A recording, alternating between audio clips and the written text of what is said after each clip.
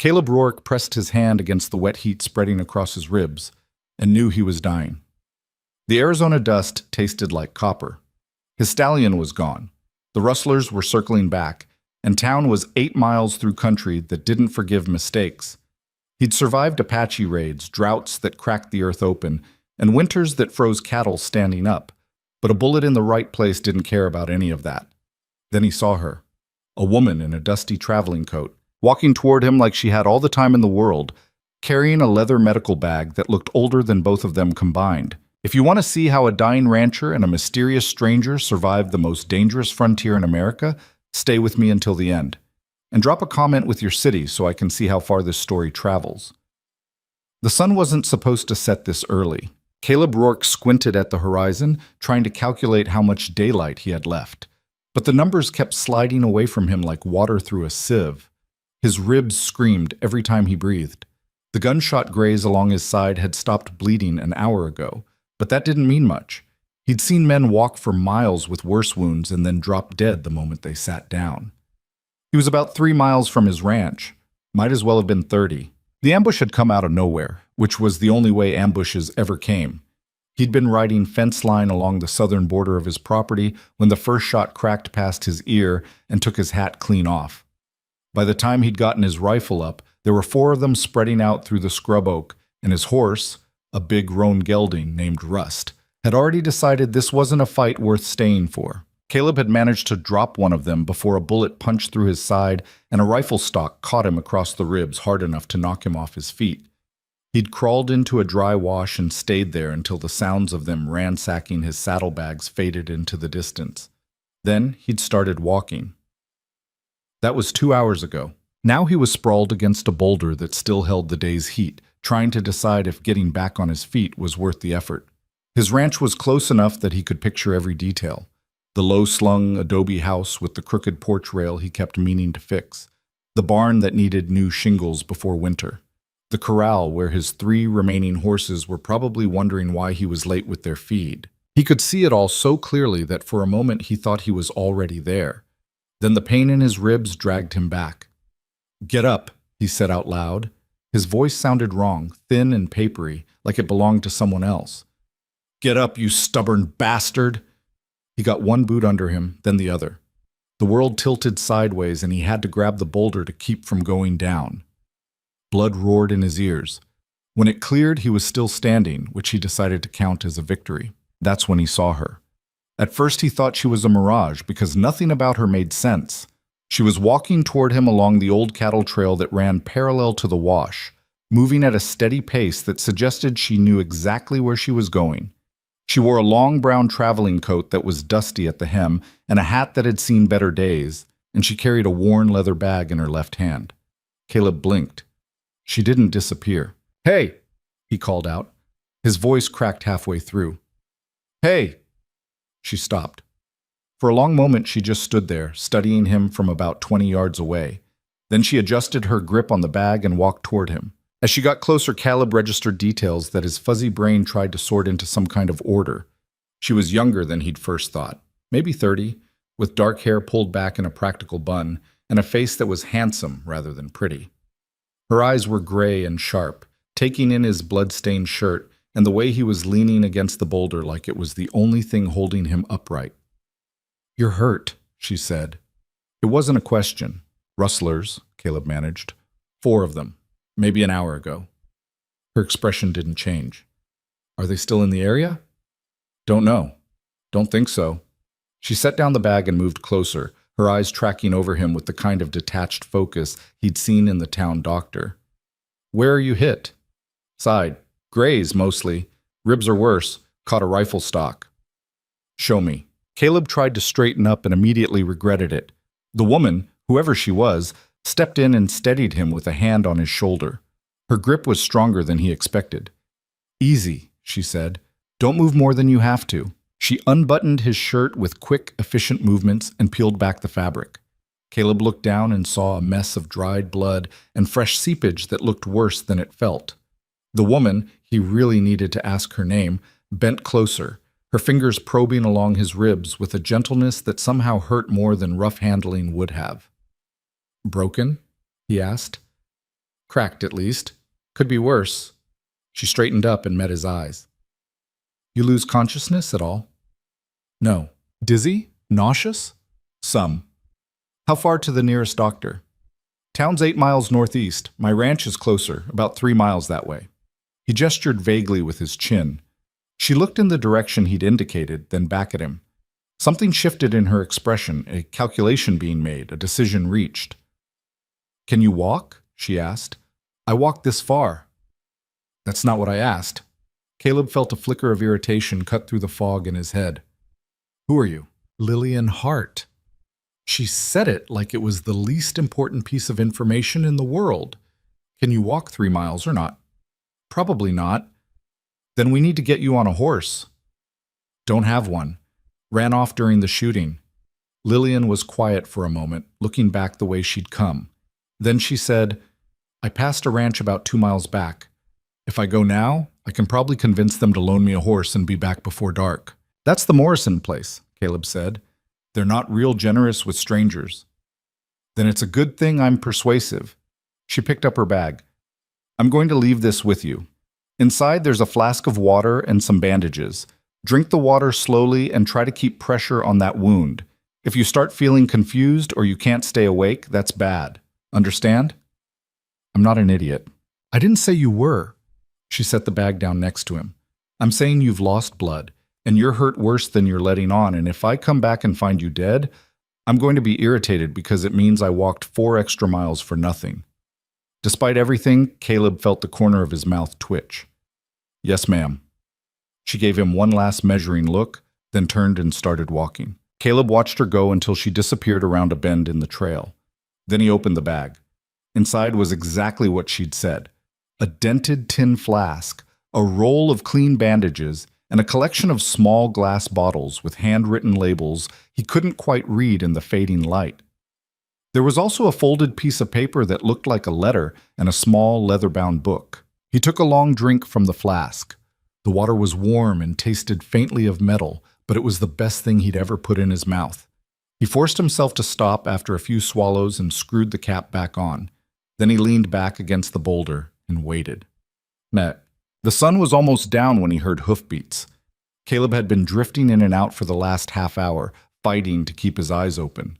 Now he jerked fully awake and reached for the revolver he wasn't carrying. He'd lost it somewhere during the fight. His ribs punished him for the sudden movement. But it was Lillian riding a rangy bay mare and leading a second horse, a sturdy-looking buckskin gelding that eyed Caleb with deep suspicion. She dismounted in one smooth motion and came over to him. Still conscious. Good. Told you I wasn't an idiot. Jury's still out. She crouched down and pressed her fingers against the side of his neck, counting under her breath. Your pulse is thready but steady. How's the pain? Manageable. Liar. She stood up and looked at the buckskin. Think you can get on that horse if I help you? Probably. That's not encouraging. It's the best you're going to get. Lillian sighed. All right, let's do this before we lose the light completely. Getting Caleb onto the horse was an ugly process that involved a lot of gritted teeth and at least one extremely creative string of profanity. By the time he was in the saddle, he was shaking and Lillian's face was tight with concentration. How do you feel? She asked. Like I got kicked by a mule. Can you stay on?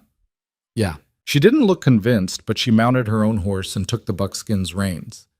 Your ranch is northeast from here? Yeah, follow the trail for about a mile, then cut east at the big cottonwood. You'll see the house. If you start to fall, yell. I'll try to remember that. They rode in silence. Caleb focused on staying upright and breathing as shallowly as possible. Every jolt of the horse's gait sent fresh lances of pain through his ribs, but he'd had worse. Probably. The details were getting fuzzy. You didn't ask, he said after a while. Lillian glanced back at him. Ask what? What I was doing out here alone.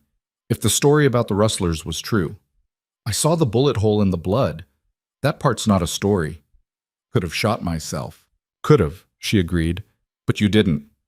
How do you know? Because if you were the kind of man who'd shoot himself for attention, you'd have aimed somewhere less inconvenient. She paused. Also, you're too mean to die from something stupid. Caleb surprised himself by laughing. It hurt, but it was worth it. They reached the cottonwood as the last of the daylight drained from the sky. Lillian turned them east without needing directions, and 10 minutes later the dark shape of Caleb's ranch house appeared against the stars. "That it?" she asked. "That's it. Looks like you've got company." Caleb's hand went instinctively to where his gun should have been. "What?" "There's smoke from the chimney. You leave a fire burning when you left." "No." Lillian brought both horses to a stop. "Could be your rustlers came back to finish the job." "Could be." Caleb studied the house, trying to think through the fog in his head. "But they'd have scattered my stock and burned the place. Smoke means someone's trying not to be noticed. So what do we do?" "We?" Caleb looked at her. "Lady, you got me this far. You don't owe me anything else. I didn't ride 3 miles in the dark because I enjoy the scenery." Lillian's voice was calm, but there was steel underneath it. "If there's trouble waiting, I'd rather know about it now than walk into it blind." Caleb considered that. "There's a back way in through the barn. If someone's in the house, they won't see us coming. Lead the way." They circled wide around the property, approaching from the east where a stand of scrub pine provided cover. Caleb's barn was a low structure built from rough-cut lumber that had weathered to the color of old bone. The door was hanging slightly open. Lillian dismounted and helped Caleb down. This time he didn't protest. His legs weren't entirely sure they wanted to hold him. "Stay here," Lillian whispered. "Like hell." She shot him a look that could have stripped paint, but she didn't argue. They moved toward the barn together, Lillian slightly ahead. Inside, the darkness was total. Caleb heard the soft shuffle of hooves, and the familiar smell of hay and horse sweat washed over him. He reached out and found the rough wood of a stall partition, using it to guide himself forward. "Someone's been here," Lillian whispered. "Fresh tracks." Caleb's eyes were starting to adjust. He could make out the shapes of his 3 horses in their stalls, all of them alert and watching the door that led to the main house. Then he heard voices. They were muffled by the distance and the thick adobe walls, but they were definitely coming from inside the house. At least 2 people, maybe more. "I'm going in," Caleb said quietly. "You can barely stand." "It's my house, and you'll be very dead if you walk in there." Lillian grabbed his arm. "Let me look first." "Why would you?" "Because I'm not bleeding and I can move quietly, and because if you get yourself killed after I spent half the day keeping you alive, I'm going to be extremely annoyed." She let go of his arm. "Stay here. I mean it." Before Caleb could argue, she slipped through the door and disappeared. He counted to 60, then to 60 again. The pain in his ribs had settled into a constant throb that made it hard to think about anything else. He was trying to decide whether to follow her when the door opened again and Lillian reappeared. "It's a woman," she said. "Middle-aged, looks scared. She's alone." "You talked to her?" "No, I watched through the window." Lillian paused. "She's cooking something, making herself at home." Caleb pushed past her and headed for the house. Lillian caught up to him before he reached the door. "At least let me go first," she hissed. "No!" He grabbed the door handle and yanked it open. The woman at his stove spun around with a yelp, brandishing a wooden spoon like a weapon. She was exactly as Lillian had described, middle-aged, worn-looking, dressed in a faded calico dress that had been mended more times than Caleb could count. Her face was lined with exhaustion and something that looked like barely controlled panic. "Who are you?" Caleb demanded. The woman's eyes went wide. "Mr. Rourke? Oh, thank the Lord, I thought you were dead." Caleb felt the room tilt slightly. "How do you know my name?" "I'm Margaret Chen. I worked at the Morrison Ranch." She set down the spoon with shaking hands. "I came here because I didn't know where else to go." "Why would you come here?" "Because the Morrisons are gone," Margaret said. Her voice cracked. "The rustlers came this afternoon. They took everything, the horses, the cattle, even the chickens. Mr. Morrison tried to fight them, and they—" She stopped, pressing a hand to her mouth. Lillian moved past Caleb and gently guided Margaret into a chair. "Take your time." "They killed him," Margaret whispered. "Shot him right there in the yard while his wife screamed. Then they burned the barn and rode off laughing." She looked up at Caleb with red-rimmed eyes. "Mrs. Morrison is with the neighbors. I ran. I'm sorry, I ran." Caleb leaned against the doorframe, trying to process this. "How many were there?" 8, maybe 10. I couldn't count them all. Which direction did they go? North toward the canyon country. Lillian caught Caleb's eye. She didn't say anything, but he could read the message clearly enough.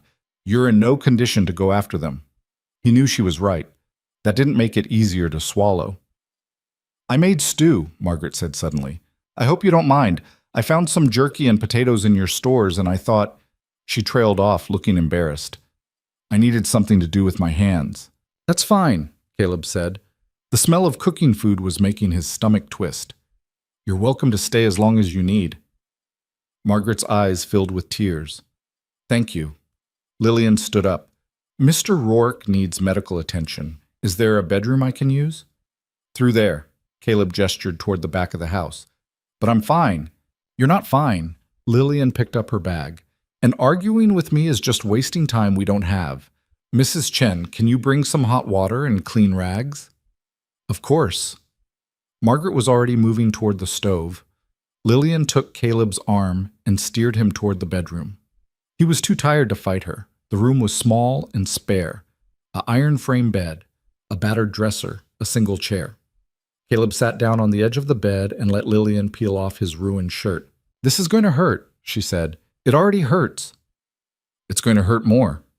She was right. The next 20 minutes were a special kind of hell that involved hot water, carbolic acid, and Lillian's fingers pressing against damaged ribs with the kind of clinical detachment that somehow made it worse. Caleb gritted his teeth and stared at the ceiling and tried not to embarrass himself. 2 cracked ribs, Lillian said finally. Maybe 3. The bullet wound is shallow, but it's going to need watching for infection. She began wrapping his torso with long strips of clean cloth, pulling them tight enough to restrict his breathing. You need to rest. No riding, no heavy lifting, nothing that's going to stress these ribs. Minimum 2 weeks, probably 4. Can't do that. You don't have a choice. There's a gang of rustlers out there killing people and stealing stock. I can't just sit here. Lillian tied off the bandage and met his eyes. What you can't do is ride out there and get yourself killed because you're too stubborn to admit you're hurt. That ranch needs defending. From who? The rustlers are long gone and you can barely stand. She stood up and began packing her supplies back into the bag. Besides, Mrs. Chen said they went north. That's away from here. They might come back. They might, Lillian agreed. But if they do, you being half dead won't help anyone. Caleb knew she was right. That didn't make it any easier to accept. Margaret appeared in the doorway with a bowl of stew and a piece of cornbread. I thought you might be hungry. The smell hit Caleb like a fist. His stomach twisted with sudden, desperate hunger. Thank you. He ate slowly, letting the hot food settle the shaking in his hands. Lillian watched him with that same measuring look she'd been giving him all day. Where are you headed? He asked her between bites. I was going to Tombstone, she said, but it looks like I'll be staying here for a while. Why? Because you need someone to change those bandages and make sure you don't do anything stupid. She crossed her arms. Unless you have someone else who can do it? Caleb thought about that. The nearest neighbor was 5 miles away, and after what happened to the Morrisons, he doubted anyone would be eager to come check on him. The town doctor made house calls, but only if you could pay in advance. I can't pay you, he said finally. I didn't ask you to. So why help? Lillian was quiet for a long moment. When she spoke, her voice was different, softer, but with an edge that suggested the words cost her something to say. Because 3 months ago I walked away from a life that was killing me slowly, she said. I've been moving ever since, trying to figure out what comes next. And today, I found a man bleeding to death in the middle of nowhere, and I had the skills to help him, so I did. She looked at him. Maybe that's reason enough. Caleb studied her face, trying to read what wasn't being said. There was a story there, a deep one, with sharp edges and dark corners. But he was too tired to push. All right, he said. You can stay, but I'm not an invalid. I never said you were. And when this is over, you're free to leave. No obligations. Understood. Margaret reappeared with more stew. Miss Hart, you should eat something too. Thank you. Lillian took the bowl and sat down in the chair. They ate in silence. Outside, the wind picked up, rattling the shutters and sending dust skittering across the floorboards. Caleb finished his stew and set the bowl aside, feeling the food settle warm and heavy in his stomach. Get some sleep, Lillian said. I'll keep watch. You need rest too. I'll manage. She stood up and moved to the window, pulling back the curtain to look out at the darkness. Mrs. Chen is settling in the spare room. I'll take the chair. Caleb wanted to argue, but his body had other ideas. The moment his head hit the pillow, exhaustion rolled over him like a black wave. His last conscious thought was of Lillian Hart standing at the window, silhouetted against the starlight, watching the night for threats that might never come, or might be closer than any of them knew. Caleb woke to the smell of coffee and the sound of women's voices in the next room. For a confused moment, he couldn't place where he was. Then his ribs reminded him with a sharp jab that made him catch his breath. He lay still, staring at the rough-hewn beams of his ceiling, while yesterday's events sorted themselves into order. The ambush, Lillian Hart appearing out of nowhere. The Morrisons. He pushed himself upright, biting back a grunt when his ribs protested. Someone had pulled off his boots while he slept and draped a blanket over him. Through the gap in the curtains, he could see pale morning light, which meant he'd been out for hours. The voices in the next room got louder. He caught Margaret Chen's anxious tone, then Lillian's calmer response. Caleb stood up carefully, testing his balance. His head felt clearer than it had last night, but his body was a catalog of complaints. He found a clean shirt in the dresser, wrinkled but decent, and managed to get it on without passing out. When he walked into the main room, both women turned to look at him. "You should still be in bed," Lillian said. She was sitting at his table with a cup of coffee, her hair pulled back and her traveling coat draped over the back of the chair. In the morning light, she looked tired but alert, like she'd spent the night watching for trouble. "Probably," Caleb agreed, "but lying around makes me twitchy." Margaret was at the stove stirring something in a pot. She looked even more worn out than yesterday, her eyes ringed with dark circles. "I made porridge and coffee." "Appreciate it." Caleb lowered himself into a chair, moving like an old man. His ribs were wrapped tight enough that breathing took effort. Lillian poured him coffee without asking. "How do you feel?" "Like I got stomped by a bull." "That's progress from yesterday." She pushed the cup toward him. "Any dizziness? Trouble focusing?" "No."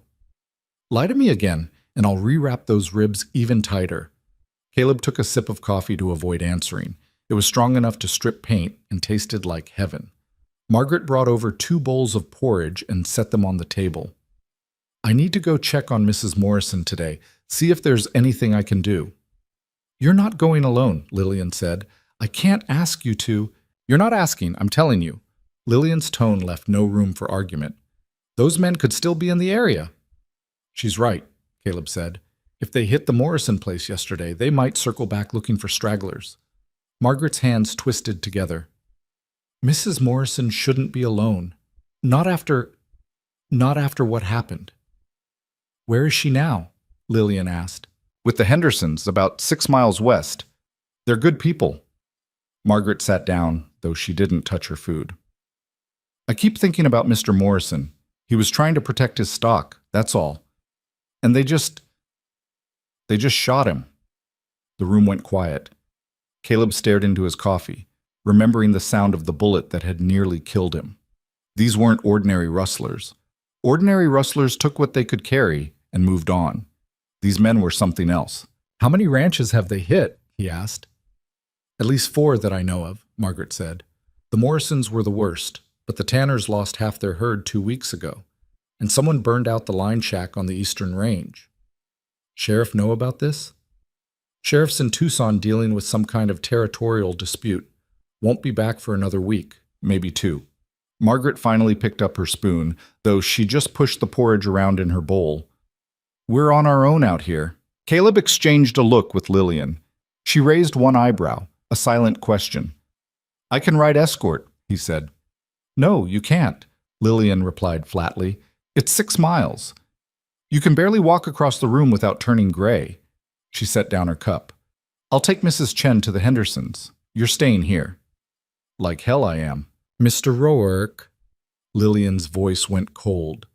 "You have 2 cracked ribs and a bullet wound that could go septic if you're not careful. If you get on a horse today, those ribs could shift and puncture a lung. Then you'll drown in your own blood while Mrs. Chen and I watch, and I promise you it won't be quick or dignified." The image was vivid enough to shut him up. Margaret looked between them with wide eyes. Maybe I should just wait a few days. No. Lillian stood up. Mrs. Morrison needs you, and waiting won't make it safer. We'll go this morning, check on her, and be back before dark. She looked at Caleb. You'll stay here and rest. That's not a suggestion. Caleb wanted to argue, but the sharp pain in his side when he shifted in the chair made a pretty compelling counterpoint. Fine, he said, but you take the shotgun, and you don't stop for anything on the way back. Agreed. Margaret went to gather her few possessions while Lillian packed supplies. Caleb watched from the table, feeling useless and hating it. There's jerky in the larder, he said, and extra ammunition in the barn, second stall on the left. I'll find it. Lillian was checking her medical bag, inventorying supplies with quick efficiency. If anyone shows up while we're gone, don't answer the door. I'm not hiding in my own house. You're also not in any condition to defend it. She closed the bag and met his eyes. I mean it, Caleb. If trouble comes, you hide. Pride isn't worth dying over. The use of his first name caught him off guard. She'd been calling him Mr. Rourke since yesterday, maintaining that formal distance. Now, suddenly, they were on different terms. Same goes for you, he said. I don't plan on being heroic. Good. Heroes mostly end up dead. Lillian almost smiled at that. We'll be back before dark. She went to help Margaret, leaving Caleb alone with his coffee and his frustration. They left 20 minutes later riding two of Caleb's horses, a steady mare for Margaret and the buckskin gelding for Lillian.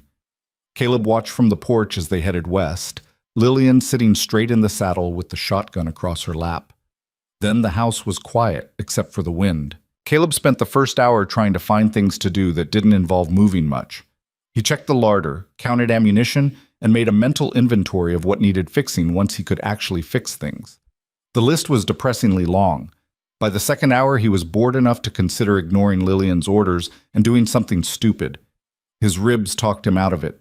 He was dozing in the chair when he heard horses. Caleb came fully awake, adrenaline cutting through the fog. Multiple riders, moving fast. He grabbed the rifle from where it leaned against the wall and moved to the window, staying to the side where he couldn't be seen. 4 men rode into his yard like they owned it. They weren't dressed like ranchers. Too many guns, too much swagger. The one in front, a tall man with a scarred face and a black duster, was looking at the house like he was deciding whether it was worth burning down. Caleb recognized the type. He'd seen plenty of them during the war and in the years after. Men who'd gotten a taste for violence and never found a reason to stop. The scarred man dismounted and walked toward the porch. The other 3 spread out, hands resting on their revolvers. Caleb moved back from the window and positioned himself behind the heavy oak table. His ribs were screaming at him, but his head was clear. "Anyone home?" the scarred man called out. His voice had the flat effect of someone who didn't care about the answer. "We're looking for a woman. Dark hair, traveling alone. Someone saw her heading this way yesterday." Caleb's blood went cold. They were looking for Lillian. "We just want to talk to her," the man continued. He was on the porch now, his boots heavy on the old wood. "No trouble, just a conversation." Caleb stayed silent. Through the gap in the curtains, he could see one of the other men circling toward the barn. "Come on now," the scarred man said. "We know someone's in there, saw the smoke from the chimney." A pause. "If you're smart, you'll open this door. If you're not, we'll open it for you." Caleb levered around into the rifle. The sound was loud in the quiet house. Everything stopped. "That's not friendly," the scarred man said. His voice hadn't changed, but there was something underneath it now, a kind of anticipation. "We just want to talk." "Talk from where you're standing," Caleb said. "You the owner of this place?" "I am." "You see a woman come through here? 30s, dark hair, carrying a medical bag?" "No." "You sure about that?" "I'm sure." "See, that's funny." The scarred man shifted his weight. "Because we tracked her to that old ranch down the road, and the woman there said she came this way. So either you're lying, or she got lost between there and here." Caleb kept his breathing steady. "Don't know what to tell you. Here's what I think." The scarred man's voice went harder. "I think she's here, maybe in the house, maybe hiding in the barn, and I think you're protecting her, which is awful decent of you. But the thing is, we need to find her. So you've got 2 choices. You can open this door and hand her over, or we can come in and take her. Or you can get off my property before this gets ugly." The scarred man laughed. It wasn't a pleasant sound. "Friend, It's already ugly. You're just too stubborn to see it. Caleb heard boots on the porch. More than one set. They were getting into position. Last chance, the scarred man said. Open the door. Caleb shifted his weight, trying to get a better angle on the window. His ribs punished him for it. Through the glass, he could see the men in the yard drawing their guns. This was about to go sideways fast. Then he heard something that changed everything. More hoofbeats, coming hard from the west. The scarred man heard it too. He stepped back from the door, looking toward the sound. A rider appeared over the rise, a single man on a big gray horse moving at a full gallop. He wore a star on his vest that caught the sunlight. The scarred man swore and signaled to his men. They mounted up fast, spurring their horses toward the north. By the time the lawman reached the yard, they were gone. Caleb stayed at the window, rifle ready, watching the stranger dismount. The man was in his 50s with iron gray hair and the kind of weathered face that suggested he'd spent most of his life outdoors. He moved with the careful deliberation of someone who'd been in enough gunfights to know better than to make sudden movements. "You all right in there?" he called out. "Who's asking?" "Deputy Marshal Tom Granger. I'm tracking a gang of rustlers that hit the Morrison place yesterday." He kept his hands visible, away from his gun. "Got word they might be in this area." Caleb lowered the rifle and opened the door. "They were just here." Granger's expression went hard. "How many?" "4. They were asking about a woman." "What woman?" Caleb hesitated, trying to decide how much to tell. "A traveler. She helped me after I got shot yesterday." "Where is she now?" "Went to check on Mrs. Morrison with one of the Morrison hands." Granger swore under his breath. "When did they leave?" 2 hours ago, maybe 3. "Which direction?" "West toward the Henderson Ranch." The marshal turned and looked west, his jaw tight. "Those men, they say what they wanted with this woman?" "Just that they needed to talk to her." "That's horse shit." Granger walked back to his horse and checked his rifle. "They're part of a bigger operation. Been hitting ranches all through this territory for the last month. We thought they were just after stock, but there's been reports of them taking women too." Caleb felt his blood turn to ice. "What do you mean, taking women?" "Kidnapping them, selling them across the border, or to mining camps where nobody asks questions." Granger swung back into the saddle. "If your friend's out there and they find her—" He didn't finish the sentence. He didn't need to. "I'm coming with you," Caleb said. "You can barely stand." "I can ride. You'll slow me down." "She saved my life."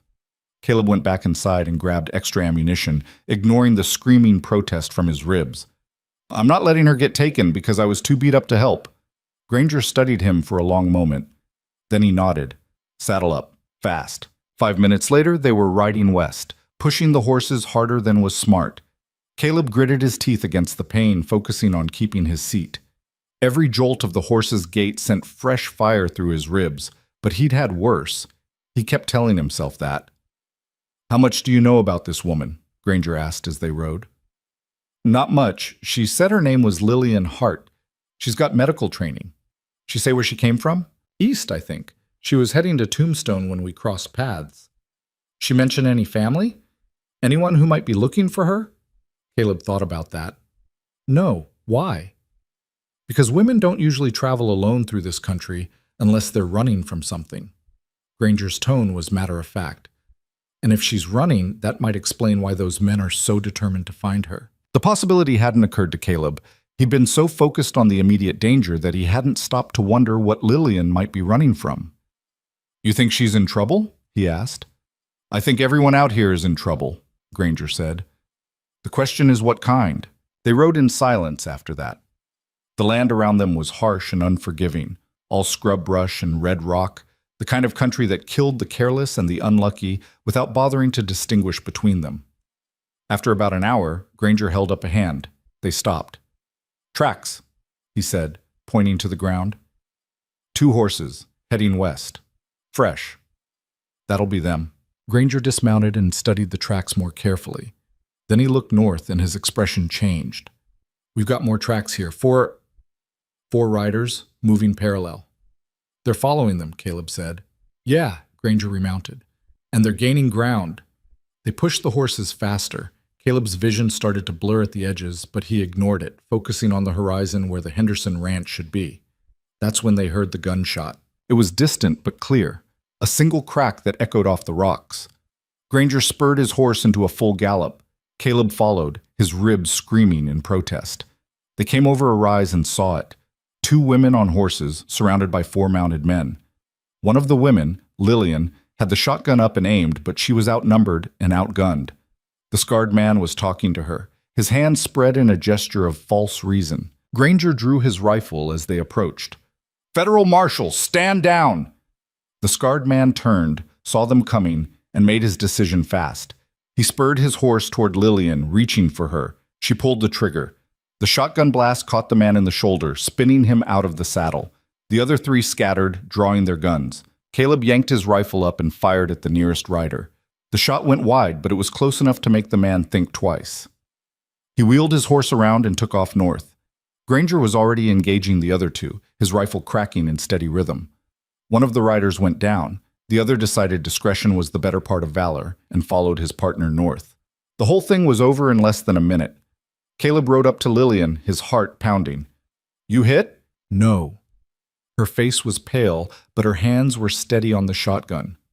They came out of nowhere. We were almost to the Hendersons when they appeared on the ridge. Margaret was shaking so hard she could barely hold the reins. They said they were taking us to town. For protection. They were lying, Granger said. He dismounted and was checking the man Lillian had shot. The scarred man was still alive, clutching his shoulder and cursing. "This one's part of the Garrett gang. They've been operating out of the canyon country for the last 6 months. "The Garrett gang," Lillian repeated. She lowered the shotgun slowly. "Why were they after us?" Granger looked at her with the expression of a man who'd seen too much bad in the world to be surprised anymore. "Because you're women traveling alone, and that makes you valuable. They've been taking women across the border, selling them to whoever's buying." He pulled out a pair of handcuffs and secured the wounded man. "You're lucky we got here when we did." Lillian was very still. "They were going to kidnap us." "Yeah, and sell us." "Yeah." She sat there for a moment, processing that. Then she swung down from her horse, walked about 10 feet away, and vomited into the scrub. Caleb dismounted, carefully, and went to her. "You all right?" "No." She wiped her mouth with the back of her hand. "But I will be." Margaret was crying now, great heaving sobs that shook her whole body. Lillian pulled herself together and went to comfort the older woman, speaking in low, soothing tones. Granger came over to Caleb. "You look like death." "Feel like it too." "You need a doctor." "I've got one," Caleb nodded toward Lillian. "She's the reason I'm still standing." Granger watched Lillian help Margaret down from her horse, his expression thoughtful. "She's got spine, I'll give her that. Most women would be hysterical after something like this." "She's not most women. I'm getting that impression." Granger turned his attention back to the wounded man. "I need to get this one to jail and wire for backup. Those other riders are still out there, and they're going to be angry. You think they'll come back?" "I think they lost 2 men in a payday, so yeah, they'll come back." Granger squinted at the horizon. "You got somewhere secure you can take these women?" "My ranch." "That where you were when they showed up the first time?" "Yeah. Then that's the first place they'll look." Granger thought for a moment. "The Henderson place is closer. It's got good walls and plenty of people. You should take them there and stay until I can get some reinforcements out here." Caleb didn't like the idea of hiding, but he also wasn't stupid enough to think he could defend his ranch in his current condition. "All right," he said, "but I want to know when you're moving on these men. You want to come along?" "Yeah." Granger looked at him, really looked, taking in the careful way he was standing and the gray tinge to his skin. "You get yourself killed and that lady doctor's going to shoot me. I'll take that risk. Your funeral." Granger walked back to his horse and mounted up. "Get these women somewhere safe. I'll send word when we're ready to move." He rode off with the wounded man tied to his saddle, heading east toward town. Lillian came over to Caleb. Up close, he could see she was shaking slightly, the adrenaline wearing off. "We should get moving," she said. "Henderson Place is about 2 miles west." "I know." She looked back at Margaret, who had stopped crying but still looked fragile. "She needs somewhere safe to rest. So do you." "I'm fine." "You just shot a man." Lillian met his eyes. "He was going to take us. I did what I had to do." There was steel in her voice, but Caleb could see the cost of it in her face. Whatever life she'd lived before this, it hadn't prepared her for killing. Nobody's life really did. "Come on," he said quietly. "Let's get out of here before those other men decide to come back." They rode to the Henderson place in tense silence. It was a larger spread than Caleb's, 2 houses, a big barn, and multiple corrals with good stock. People came out when they saw them approaching, and within minutes they were surrounded by concerned faces and rapid questions. Mrs. Morrison was there, a small woman with gray hair and red-rimmed eyes. When she saw Margaret, she burst into tears and pulled her into a fierce hug. The 2 women clung to each other, and Caleb had to look away. The Hendersons themselves were a middle-aged couple named Jack and Sarah, both practical people who'd been in the territory long enough to know trouble when they saw it. Sarah took one look at Caleb and steered him toward a chair. "You're hurt," she said. "I'm fine. You're also a terrible liar." She turned to Lillian. "You know anything about medicine?" "Some." "Good, because he looks like he's about to fall over." Lillian came over and knelt next to Caleb's chair, her hands already reaching for the buttons of his shirt. "Let me see." "I'm fine." "Stop saying that." She peeled back his shirt and her expression tightened. "You're bleeding through the bandages." "Just a little." "A little is still bleeding." She looked up at Sarah. "Do you have somewhere I can work?" "Back bedroom. I'll get you what you need." They helped Caleb into the bedroom. He was too tired to protest anymore. Lillian unwrapped the bandages with gentle hands, revealing a mess underneath that made Sarah suck in a breath. "How long has it been like this?" Lillian asked. "Since we left my place." "You rode 8 miles with cracked ribs and a reopened wound." "Had to." "No, you wanted to. That's different." She cleaned the wound with sharp, efficient movements that hurt worse than the original injury. "You're lucky you didn't cause permanent damage." "Am I being lectured?" "Yes." "Shut up and let me work." Sarah brought fresh bandages and hot water. Lillian worked in silence, her face tight with concentration. When she was done, Caleb's entire torso was wrapped so tight he could barely breathe. 24 hours of bed rest, Lillian said. "Minimum. I don't care if the whole Garrett gang shows up at the door." "They might." "Then someone else can deal with them." She stood up and wiped her hands on a cloth. "You're no good to anyone dead." Sarah showed them to separate rooms. Caleb got a small bedroom at the back of the house. Lillian got the guest room near the front. Margaret and Mrs. Morrison were sharing another room, their voices a low murmur through the walls. Caleb lay on the bed and stared at the ceiling, listening to the sounds of the house. Someone was cooking. A child laughed somewhere outside. Normal life, continuing despite everything. He must have dozed off because when he opened his eyes again, the light had changed. Late afternoon, maybe early evening. Someone knocked on the door. "Come in," he said. Lillian entered, carrying a tray with food and water. She looked more composed than earlier, though there were still lines of strain around her eyes. "How do you feel?" she asked. "Like I got kicked by a mule. Again." "That's becoming your catchphrase." She set the tray on the bedside table. "Eat something." Sarah made stew. Caleb pushed himself upright carefully. "Where's Margaret?"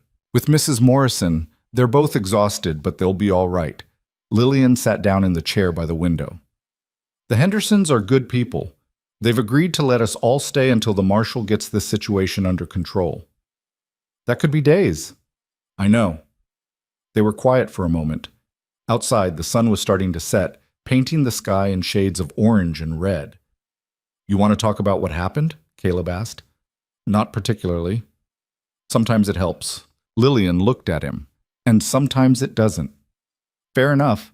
Caleb ate the stew. It was good, thick with vegetables and meat, and tried not to think about how much everything hurt. "I shot a man today," Lillian said suddenly. "I keep thinking about it. The sound it made, the way he fell." "You did what you had to do." "I know, that doesn't make it easier." She stood up and walked to the window, looking out at the darkening sky. "Where I came from, violence was something that happened in newspapers or in stories, not something you did with your own hands."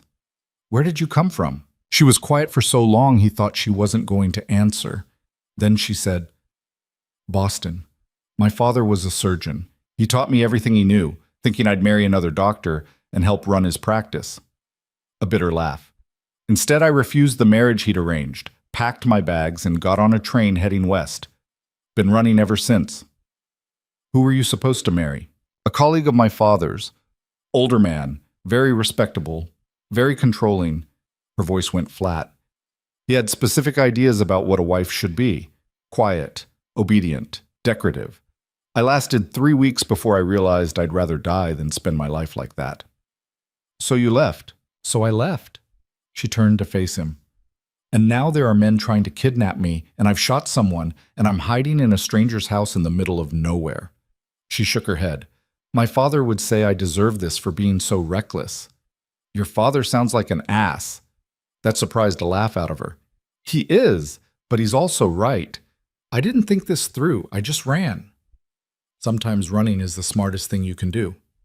Is that what you did? Run? Caleb considered his answer. No, I stayed, fought in the war, came back to nothing, built this ranch from dirt. But there were plenty of times I wanted to run. Still do, sometimes. Why don't you? Because I'm too stubborn to know when to quit. He set the empty bowl aside. And because running doesn't solve anything. The problems just follow you. Maybe.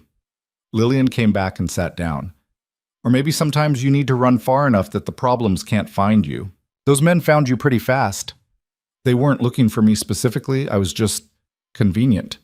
She said the word like it tasted bad. Wrong place, wrong time. Lucky the marshal showed up when he did. Lucky you came with him. She met his eyes. You didn't have to do that. You're hurt. You should have stayed at the ranch. You saved my life yesterday. Seemed only fair to return the favor. We're even then. I guess so. But looking at her face in the fading light, Caleb wasn't sure that was true. There was something building between them, a connection forged in blood and necessity. He didn't know what to call it yet. He wasn't sure he wanted to. Sarah knocked and entered with fresh bandages. Time to change those dressings again, and you, she pointed at Lillian, need to eat something. You haven't touched food all day. I'm not hungry. Don't care. You'll eat anyway. Sarah's tone brooked no argument. Can't have you getting weak on us. Not with trouble still out there. Lillian left, and Sarah went to work on Caleb's bandages. Her hands were rougher than Lillian's, but just as competent. That's a good woman, Sarah said as she worked. Smart, strong. Not many like her out here. I noticed. You planning on keeping her around?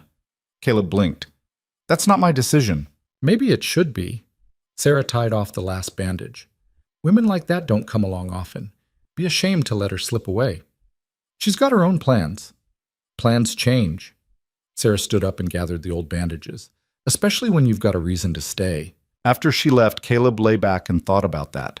About Lillian Hart with her medical bag and her secrets. About the way she'd stood up to armed men without flinching. About the fear in her eyes when she'd talked about the life she'd run from. Outside, night was falling fast. In the other rooms, he could hear the quiet sounds of people settling in for the evening, dishes being washed, low conversations, the creak of floorboards. Normal life, continuing. But Caleb knew better than to trust it. The Garrett gang was still out there, and men like that didn't give up easy. This wasn't over, not by a long shot. 3 days passed before Deputy Marshal Granger returned, and by then Caleb was ready to climb the walls. He'd spent the time recovering at the Henderson Ranch, following Lillian's orders because arguing with her was exhausting, and he was too tired to win. His ribs were healing, slowly, and the bullet wound had stopped seeping, but sitting idle while the Garrett gang was still out there felt like swallowing glass. On the morning of the 4th day, he found Lillian in the kitchen, helping Sarah prepare breakfast. She'd settled into the routine of the place with surprising ease, making herself useful in ways that went beyond her medical skills. Yesterday, she'd helped deliver a calf. The day before that, she'd stitched up Jack Henderson's hand after he'd caught it on a piece of barbed wire. You're up early, she said when she saw him. Couldn't sleep. Caleb poured himself coffee from the pot on the stove. Any word from Granger? Not yet. It's been 3 days. I can count. Lillian didn't look up from the biscuit dough she was kneading. He said he'd send word when he had reinforcements. That takes time.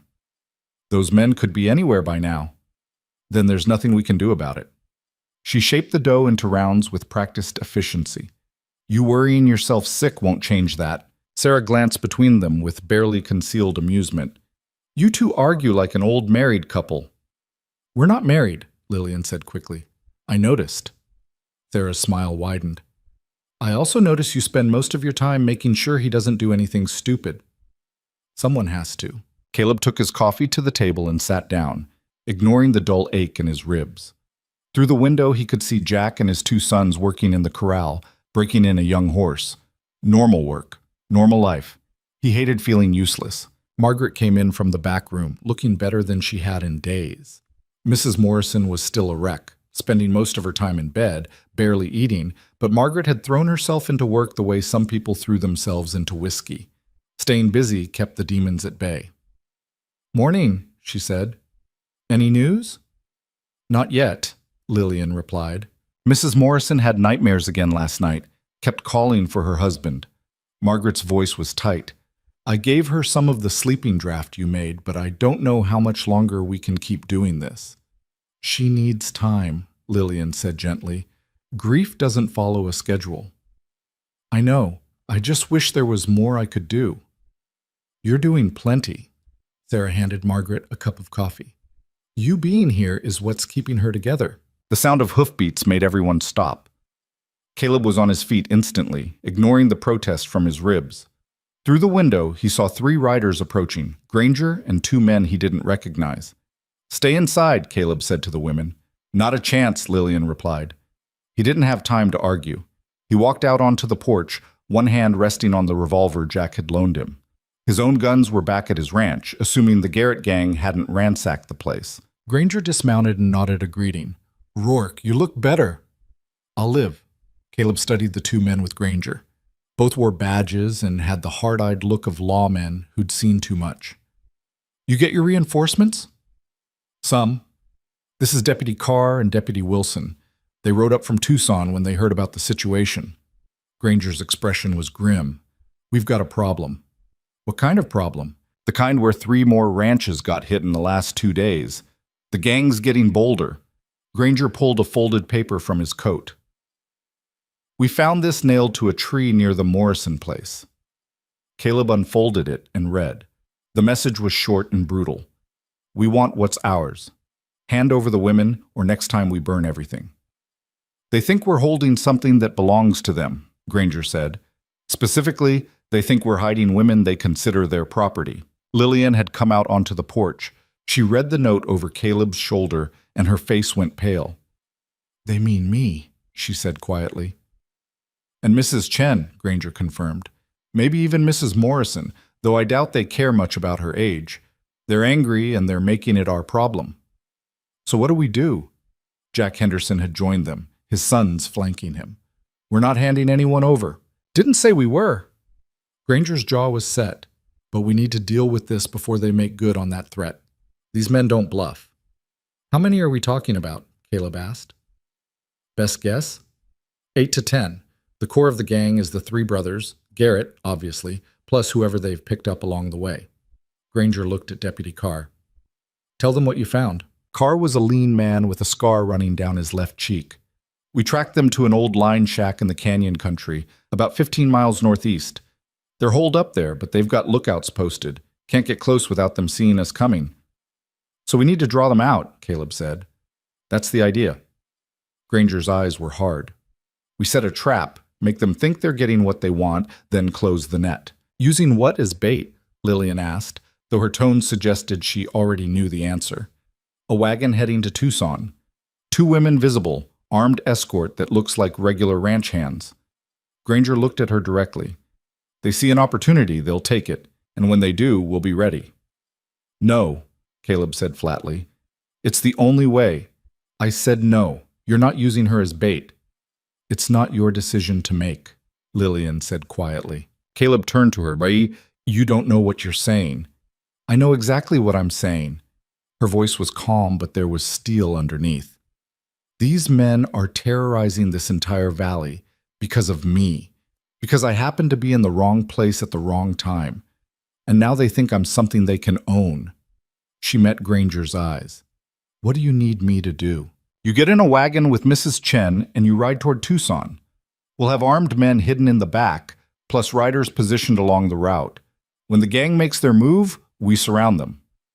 And if something goes wrong, Caleb demanded, then we adapt. Granger's expression was sympathetic but firm. Look, I know you don't like this, but we're running out of options. These men won't stop until they get what they want, or we put them down. He's right, Lillian said. She looked at Caleb. I didn't come out here to hide, and I'm not going to let other people get hurt because I'm too scared to act. This isn't about being scared. Yes, it is. Her eyes were clear. I've been running from my old life for 3 months. Running from my father, from that marriage, from everything I was supposed to be. I'm done running. The words hung in the air between them. Caleb wanted to argue, wanted to find some way to change her mind, but he could see the decision was already made. When?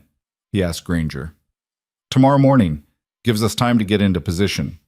The marshal looked at Jack. We'll need to borrow your wagon and 4 good horses, plus any guns you can spare. You'll have them. Jack's voice was grave. But I'm coming too. This is my valley they're threatening. Appreciate it. Granger turned back to Caleb. You're in no shape to ride. Try and stop me. Caleb, Lillian started. No. He cut her off. You want to put yourself in danger? Fine. But I'm going to be there to make sure you come back. Lillian looked like she wanted to argue, but something in his expression must have convinced her it wasn't worth the effort. All right, but you follow the plan and you don't do anything that'll get yourself killed. Same to you. Granger cleared his throat. Now that we're all agreed to risk our lives together, let's talk details. They spent the rest of the morning planning. The route was straightforward. The main road to Tucson passed through a narrow canyon about 8 miles from the Henderson Ranch. Perfect ambush country, which meant perfect trap country if you were expecting trouble. Granger would position men on both sides of the canyon, hidden in the rocks. Jack and his sons would ride as visible escort, armed but not obviously so. Caleb and the other deputies would be in the back of the wagon, under a tarp, ready to move when the shooting started, and Lillian and Margaret would sit up front, looking like easy targets. The plan had more holes than a moth-eaten blanket, but it was the best they had. That night, Caleb found Lillian sitting on the porch, staring out at the darkness.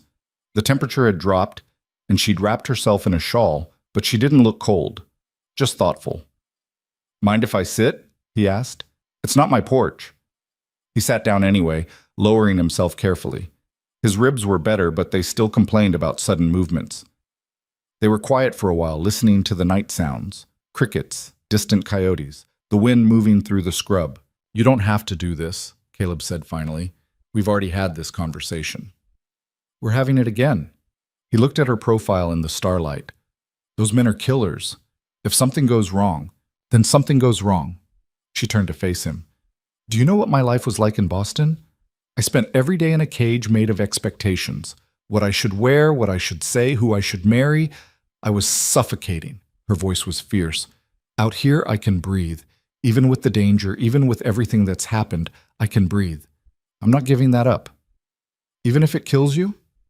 Especially then. She smiled, but it was sad. Better to die free than live in a cage.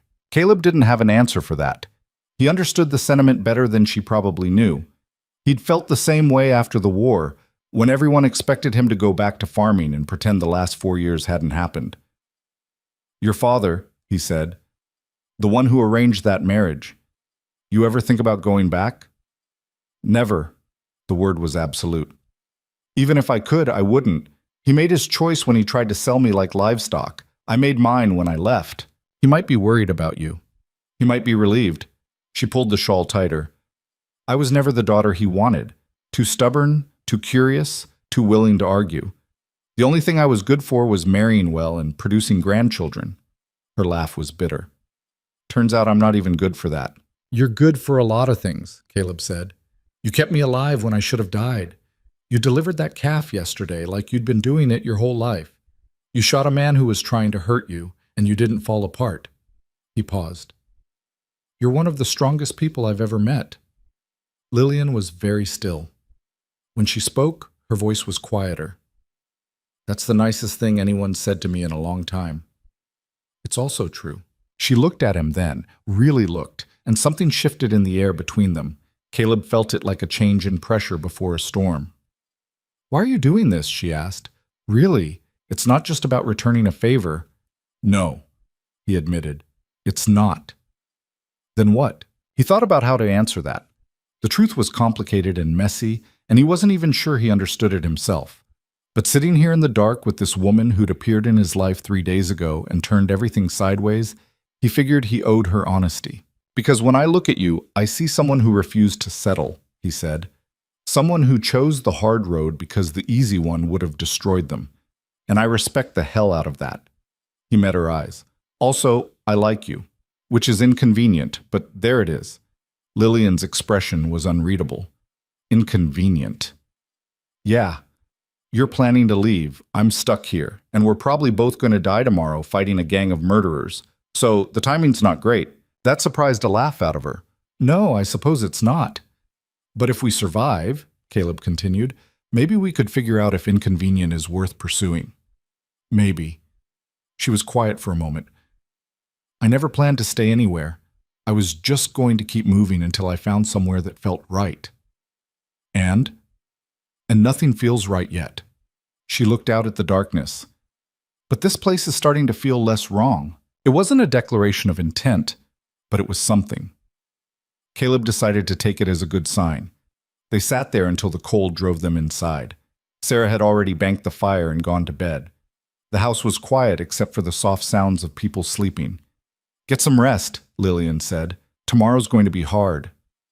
You too. She nodded and headed toward her room. At the doorway, she paused and looked back. Caleb, don't get yourself killed trying to protect me tomorrow. I mean it. I'll do my best. Your best usually involves getting shot, but her tone was gentle. Just be careful. You too. She disappeared into her room, closing the door softly behind her. Caleb stood there for a moment, then went to his own room and tried to sleep. He managed about 3 hours. Morning came too fast and too cold. Caleb was awake before dawn, checking his borrowed revolver and trying not to think about all the ways this could go wrong. The wagon was ready by the time the sun cleared the horizon.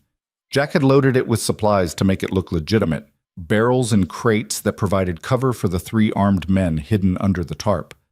Caleb climbed in carefully, his ribs protesting, and settled into position with Deputy Carr and one of Jack's sons. Lillian and Margaret sat up front, both dressed in plain traveling clothes. Margaret looked terrified. Lillian looked calm, but Caleb could see the tension in her shoulders. Remember the plan? Granger said from horseback. We hit the canyon, you slow down like you're being cautious. That's when they'll make their move. Soon as the shooting starts, you get down and stay down. We'll handle the rest. And if they don't take the bait, Lillian asked, then we regroup and try something else. Granger's expression was grim. But they'll take it. These men are too arrogant not to. Jack climbed up next to Margaret and took the reins. His other son mounted a horse, as did Deputy Wilson. They looked like a normal ranch party heading to town. The trap was set. They rolled out just after sunrise. The first few miles passed in tense silence, everyone watching the horizon for signs of trouble. Caleb lay in the back of the wagon, peering through a gap in the tarp, his hand on his gun. The canyon appeared ahead, a narrow cut through red rock walls that rose 30 feet on either side. Perfect ambush territory. Jack slowed the wagon as they entered, the horse's hooves echoing off the stone. Caleb's heart was pounding hard enough that he was sure everyone could hear it. Nothing happened. They were halfway through the canyon when Caleb heard it, the rattle of falling rocks high above. Then a voice called out, "That's far enough." Jack pulled the wagon to a stop. Caleb shifted position carefully, trying to see without being seen. 4 men had appeared on the canyon rim, rifles pointed down. The scarred man from before, the one Lillian had shot, was among them, his shoulder bandaged but his gun steady. "Well now," the scarred man said, "look what we have here. The lady who shot me and her little friend." His smile was vicious. "You girls going somewhere?" "Tucson," Lillian said. Her voice didn't shake. "We're just trying to get to town." "Is that so?" The scarred man gestured to his companions. "See, we heard you were hiding at the Henderson place. Thought we'd have to burn it down to get to you. But here you are, making it easy for us." "We're not hiding from anyone," Margaret said. Her voice was small but defiant. "Sure you're not." The scarred man's eyes tracked over the wagon. "Who's your escort? These boys look like ranch hands, not lawmen." "They're friends," Jack said carefully. Just making sure we get to town safe." "Mighty friendly." The scarred man was still smiling, but his eyes were cold. "Tell you what, you hand over the women, we let the rest of you ride away. Nobody has to die today." "Not happening," Jack said. "Wrong answer." The shooting started before anyone could move. But it didn't come from the men on the rim. It came from the rocks on either side of the canyon where Granger and his deputies had been waiting. The scarred man dove for cover as bullets ricocheted off the stone. His companions scattered, returning fire wildly. "Now!" Granger's voice echoed through the canyon. Caleb threw off the tarp and came up shooting. The man on the rim closest to him went down with a scream. Deputy Carr was firing methodically, each shot carefully aimed. Jack had already jumped down and pulled Margaret behind the wagon. Lillian was right behind them, her medical bag clutched to her chest. More gunfire erupted from deeper in the canyon. The rest of the gang had been waiting in ambush, but so had more of Granger's men. The whole canyon exploded into chaos. A bullet punched through the side of the wagon inches from Caleb's head. He dropped flat, his ribs screaming in protest, and rolled toward better cover. Another shot kicked up dust near his boot. Through the smoke and noise, he saw the scarred man trying to escape down a narrow path. Caleb brought up his revolver and fired. The shot went wide, but it made the man stumble. Then Lillian was running across the open ground toward a wounded man, one of Jack's sons, down with blood spreading across his leg. "Lillian, get back!" Caleb shouted. She ignored him, sliding to her knees next to the injured man and ripping open her medical bag. Bullets were still flying. She was completely exposed. Caleb swore and ran toward her, firing at anything that moved. He reached her just as a shot cratered the ground where she'd been kneeling. He grabbed her arm and hauled her behind a boulder, the wounded man crawling after them. "What the hell are you doing?" he demanded. "My job!" She was already wrapping a tourniquet around the man's leg, her hands steady despite the chaos. "He's bleeding out! You're going to get killed! Then cover me!" Caleb turned and fired at a figure moving along the canyon rim. The man dropped. Around them, the gunfight was reaching a crescendo. Granger's men had the high ground and superior numbers, but the Garrett gang was fighting with desperate fury. The scarred man appeared from behind a rock formation, his rifle coming up. Caleb saw it happening in slow motion, the barrel swinging toward Lillian, the man's finger tightening on the trigger. Caleb threw himself sideways, putting himself between Lillian and the shot. The bullet hit him high in the left shoulder, spinning him around. He went down hard, the revolver flying from his hand. Through the ringing in his ears, he heard Lillian scream his name. Then everything got confused. More gunfire. Shouting. The scarred man going down under a hail of bullets from Granger's position. The remaining gang members throwing down their weapons and raising their hands. Suddenly, it was over. Caleb lay on his back, staring up at the strip of sky visible between the canyon walls. His shoulder was on fire and his ribs weren't much better. He could hear Lillian's voice but couldn't make out the words. Then her face appeared above him, pale and frightened. "Don't you dare die," she said. "Wasn't planning on it," he managed. "You're shot." I noticed. Her hands were on his shoulder, probing gently. "Went clean through. That's good. But you're bleeding badly." She looked around wildly. "I need bandages." Someone thrust a roll of cloth at her. She packed the wound with quick, efficient movements that hurt worse than the bullet itself. Caleb gritted his teeth and tried not to embarrass himself. "You jumped in front of a bullet," Lillian said. Her voice was shaking now that the immediate crisis was past. "You absolute idiot. He was aiming at you." "So you decided to get shot instead?" "Seemed like the thing to do at the time." "I'm going to kill you myself when you're healed." "Get in line." Granger appeared, looking grim but satisfied. "We got 6 of them, 2 dead, 4 in custody, the rest scattered." He looked down at Caleb. "You hit bad?" "I'll live," Caleb said. "Through and through," Lillian confirmed.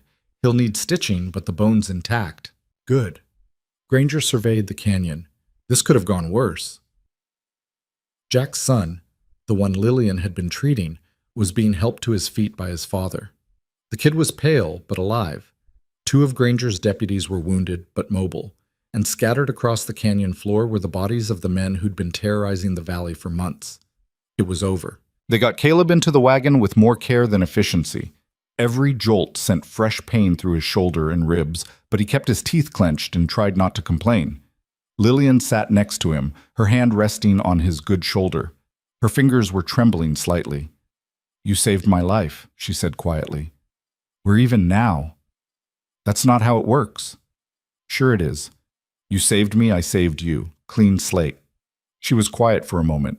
Then she said, "You could have died, but I didn't." "You could have." Her voice cracked slightly.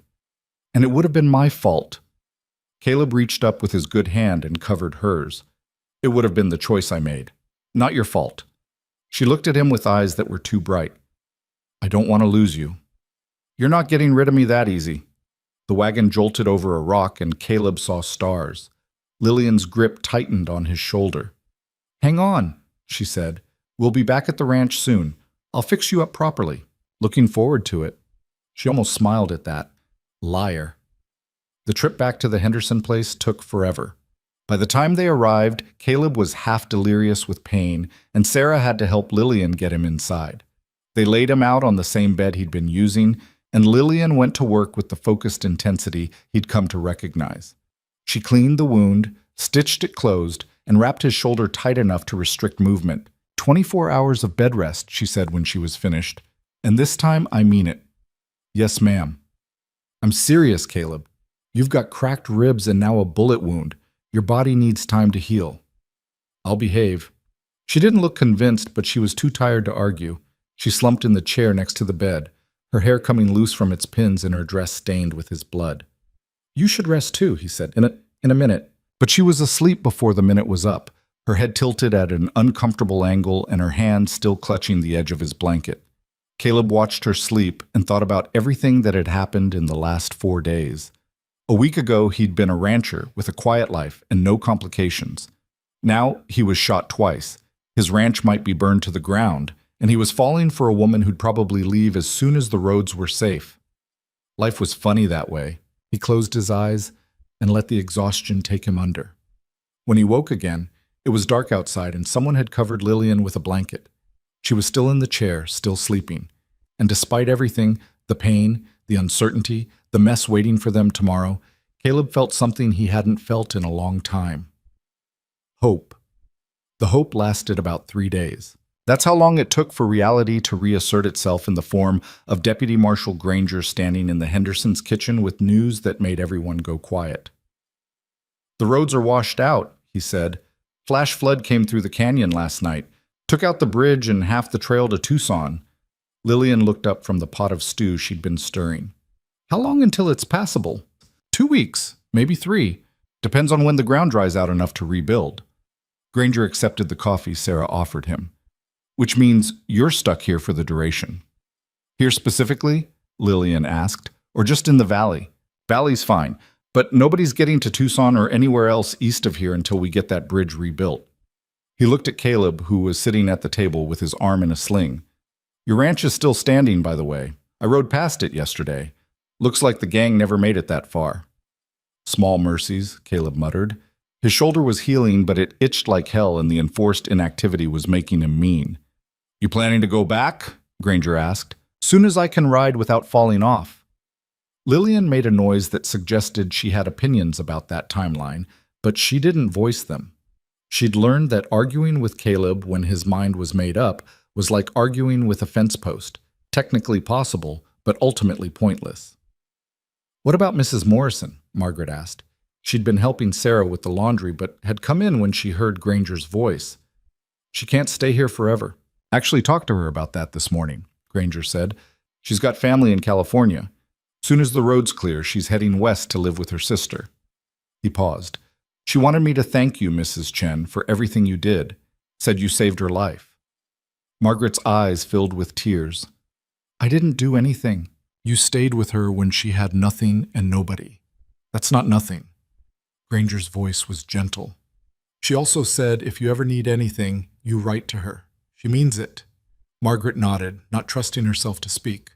The conversation moved on to practical matters. Who needed supplies? Which ranches still needed help with repairs? What to do about the spring roundup that was supposed to happen in 2 weeks? Caleb listened with half his attention, the other half on Lillian. She'd been different since the shootout. Quieter. More withdrawn. She still helped around the Henderson place, Still checked Caleb's wounds with professional detachment, but something had changed. Like she'd pulled back from whatever connection had been building between them. He didn't know how to ask about it without sounding like he was prying. After Granger left, Caleb found her in the barn checking on Jack's horses. She had her medical bag open and was examining a mare's injured leg with focused attention. "Need help?" he asked. "No." She didn't look up. "And you shouldn't be walking around. That shoulder needs rest." "It's been resting for 3 days. Any more rest and it'll forget how to work." "That's not how healing works." "Close enough." He leaned against a stall door, watching her work. "You've been avoiding me." "I've been busy." "You've been avoiding me," he repeated, "ever since the canyon." Her hand stilled on the mare's leg. For a long moment, she didn't say anything. Then she carefully packed away her supplies and stood up. "You almost died because of me," she said quietly. "Again. I made a choice. A choice to throw yourself in front of a bullet meant for me." She finally looked at him, and her eyes were fierce. "Do you have any idea what it was like watching you go down, seeing all that blood and knowing it should have been mine? Better me than you." "No." The word was sharp. "It's not better. It's just different, and it's not a trade I wanted to make." Caleb straightened up, ignoring the pull in his shoulder. "So what, you're pulling away because you're mad I didn't let you get shot?" "I'm pulling away because I can't do this." She gestured between them. "Whatever this is, I can't let myself care about someone who's going to get himself killed trying to protect me." "Little late for that." "I know." Her voice cracked. "That's the problem." They stood there as the barn with dust motes floating in the afternoon light and the smell of hay and horses all around them, and Caleb felt something shift in his chest. "I'm not planning on dying," he said. "Nobody ever is. It happens anyway." "So what's the alternative? We just pretend there's nothing between us?" "There is no us." But her voice lacked conviction. "I'm leaving as soon as the road's clear. You knew that." "Yeah, I did. Doesn't change how I feel." "Caleb." "I'm not asking you to stay," he interrupted. "I'm not asking you for anything, but I'm also not going to pretend I don't care about you just because it's inconvenient." Lillian closed her eyes. "This is a mistake." "Probably, but I'm pretty good at those." That surprised a laugh out of her, short and sharp, but real.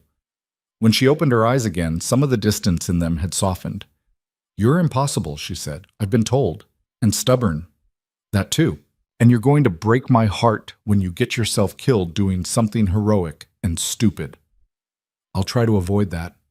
She shook her head, but she was almost smiling. "You're not going to make this easy, are you?" "Haven't made anything easy in my life. Don't see why I'd start now." Lillian walked over to him, close enough that he could see the gold flecks in her gray eyes.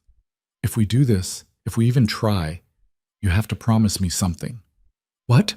"No more jumping in front of bullets. No more sacrificing yourself because you think I'm worth more than you are." Her voice was fierce. "We're equals or we're nothing."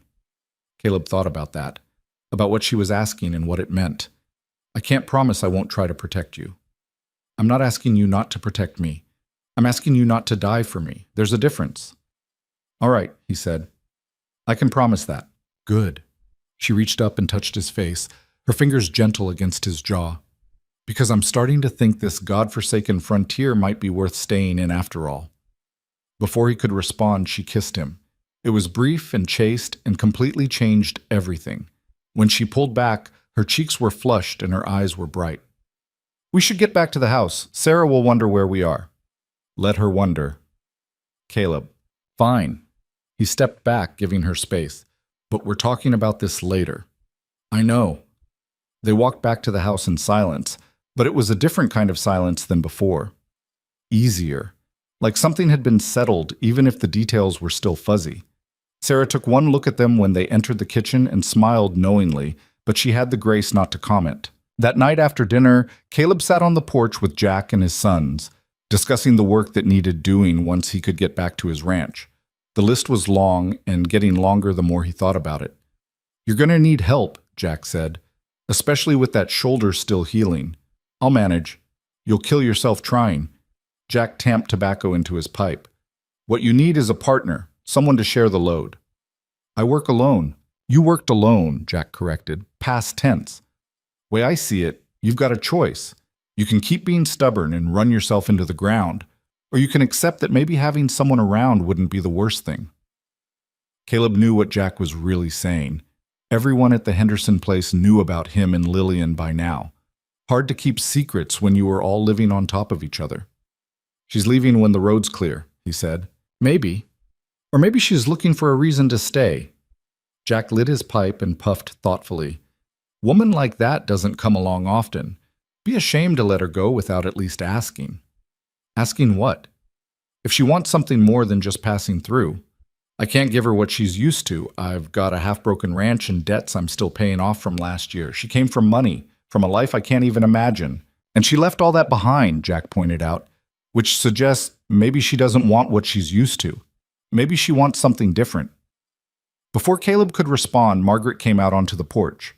She'd been withdrawn since the shootout, spending most of her time with Mrs. Morrison, but tonight she looked lighter somehow. Mr. Rourke, she said, can I talk to you? Of course. Jack and his sons took the hint and headed inside. Margaret sat down in the chair Jack had vacated, twisting her hands in her lap. I wanted to thank you, she said, for everything you did. If you and Miss Hart hadn't helped us, if that marshal hadn't shown up, she stopped, collecting herself. I'd be dead or worse. So thank you. You don't need to thank me. I do, though, because you didn't have to help. You were hurt, and you had your own problems, but you helped anyway. She looked up at him. I've been thinking about what to do next, where to go. Mrs. Morrison's going to California, but I don't have family anywhere. I was thinking maybe I could find work in town, but Miss Hart suggested something else. What's that? She said you might need help at your ranch, someone to cook and keep house while you're recovering. Margaret spoke quickly, like she was afraid he'd say no before she finished. I'm a good worker. I don't eat much, and I can handle hard labor. I wouldn't be any trouble. Caleb studied her. She was watching him with desperate hope, and he realized she wasn't just looking for work. She was looking for a place to belong. The Morrison ranch was gone, burned to the ground along with the life she'd built there. I can't pay much, he said. I don't need much. It's hard work, lonely sometimes. I don't mind lonely. I mind being useless. Her voice was firm. Let me help, Mr. Rourke, please. He thought about his empty ranch house and all the work that needed doing. Thought about coming back to a cold stove and unmade beds and nobody to talk to except the horses. All right, he said. You can come work for me, but if it doesn't suit, you're free to leave. No hard feelings. Margaret's face lit up. Thank you. You won't regret this, I promise. After she left, Lillian appeared in the doorway. She'd been listening, he realized. That was kind of you, she said. It was practical. I need the help. It was kind, she insisted. You could have said no. So could you, when you found me bleeding in the middle of nowhere. That was different. How? She came and sat next to him. Because I'm a doctor. Helping people is what I do. And I'm a rancher who needs help running his ranch. Same principle. If you say so. But she was smiling. Margaret's a good woman. She'll work hard for you. I know. He paused. She said you suggested it. I might have mentioned you'd need help, and that she was looking for a place to go. That was presumptuous. Was it wrong? No, he admitted, but still presumptuous. They sat in comfortable silence, watching the stars come out. The temperature was dropping, but neither of them moved to go inside. I've been thinking, Lillian said after a while, about what you said earlier, about not pretending there's nothing between us. And you're right, there is something.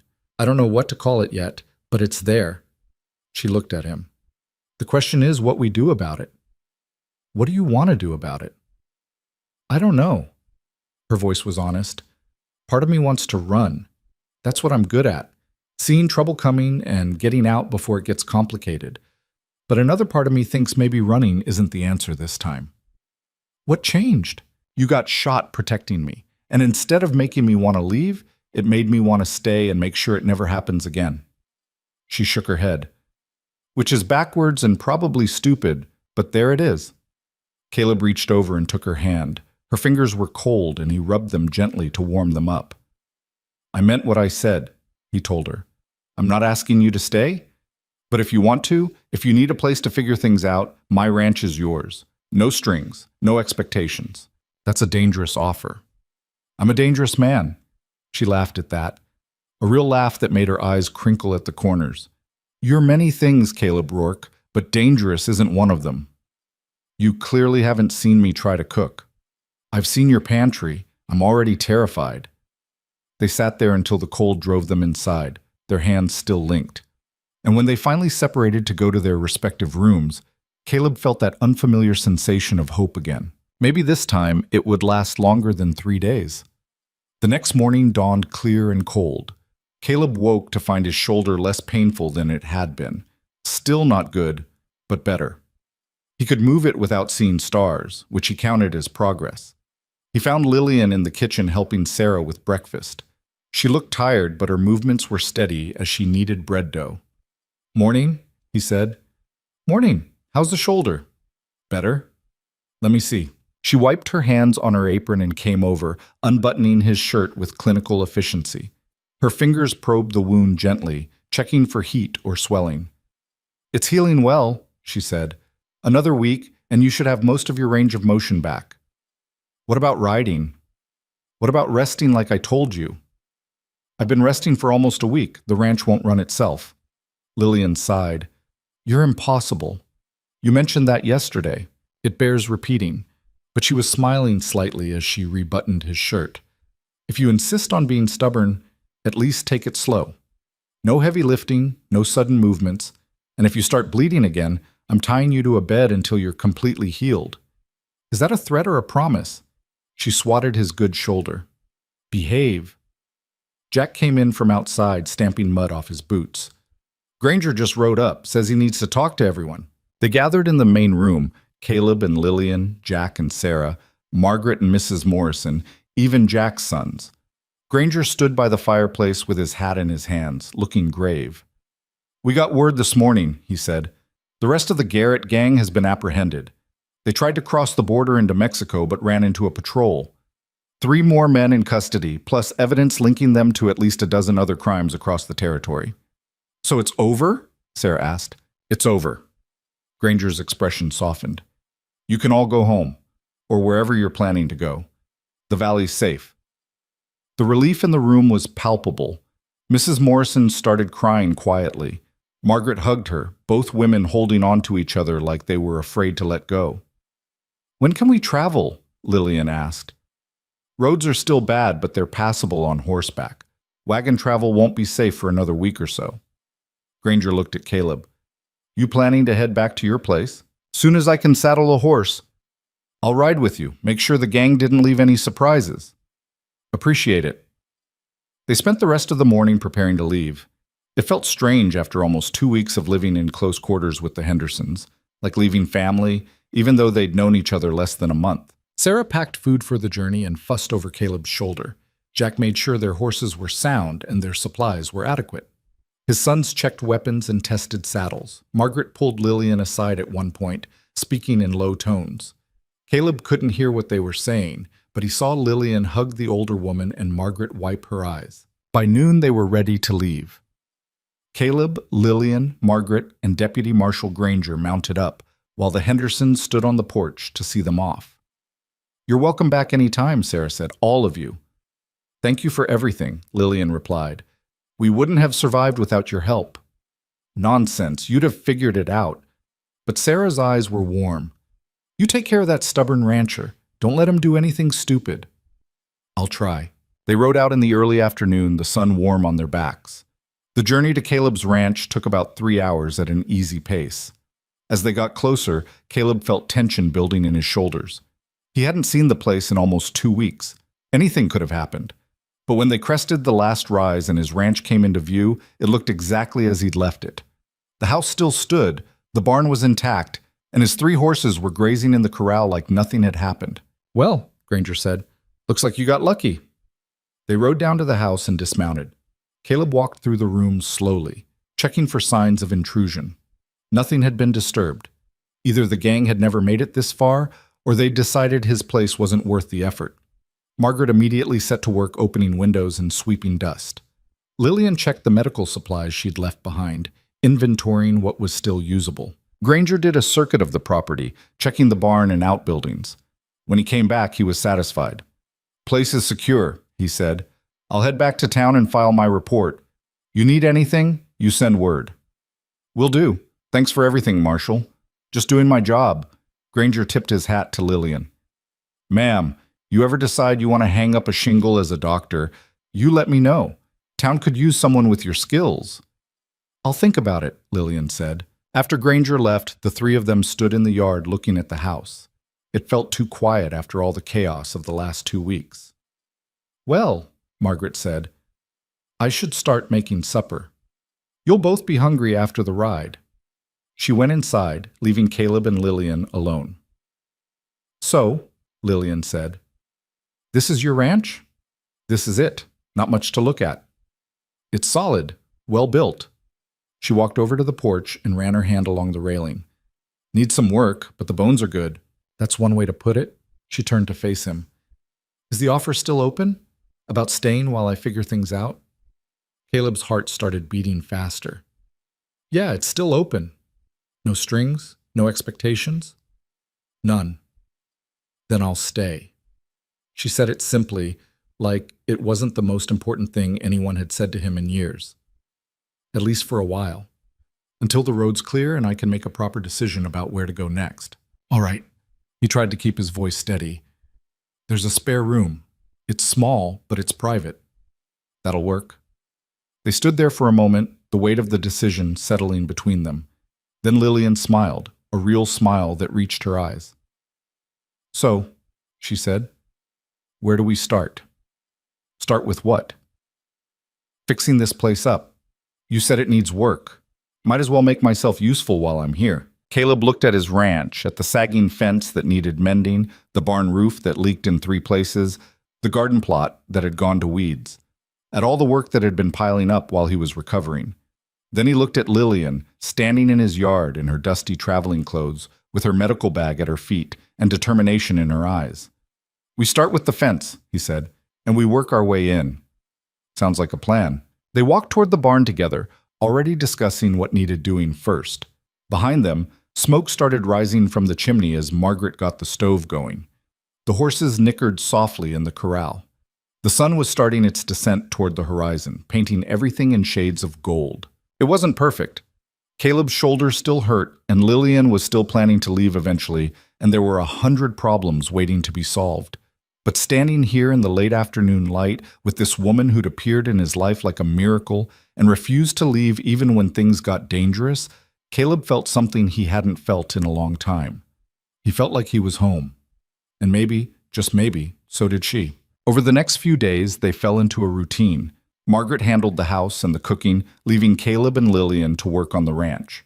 He showed her how to mend fence, how to read the signs of weather in the sky, how to gentle a skittish horse. She showed him proper wound care, taught him about herbs that could help with pain, and corrected his terrible technique for splinting injuries. They worked side by side in the spring sunshine, not talking much, but comfortable in the silence. Sometimes Caleb would catch her looking out at the horizon with an expression he couldn't read. Other times she'd catch him watching her and raise an eyebrow in question. What? She'd ask. Nothing. Just thinking. About? How strange life is. 3 weeks ago I didn't know you existed. Now you're fixing my fence and arguing about the proper way to treat saddle sores. Life is strange, she agreed, but strange isn't always bad.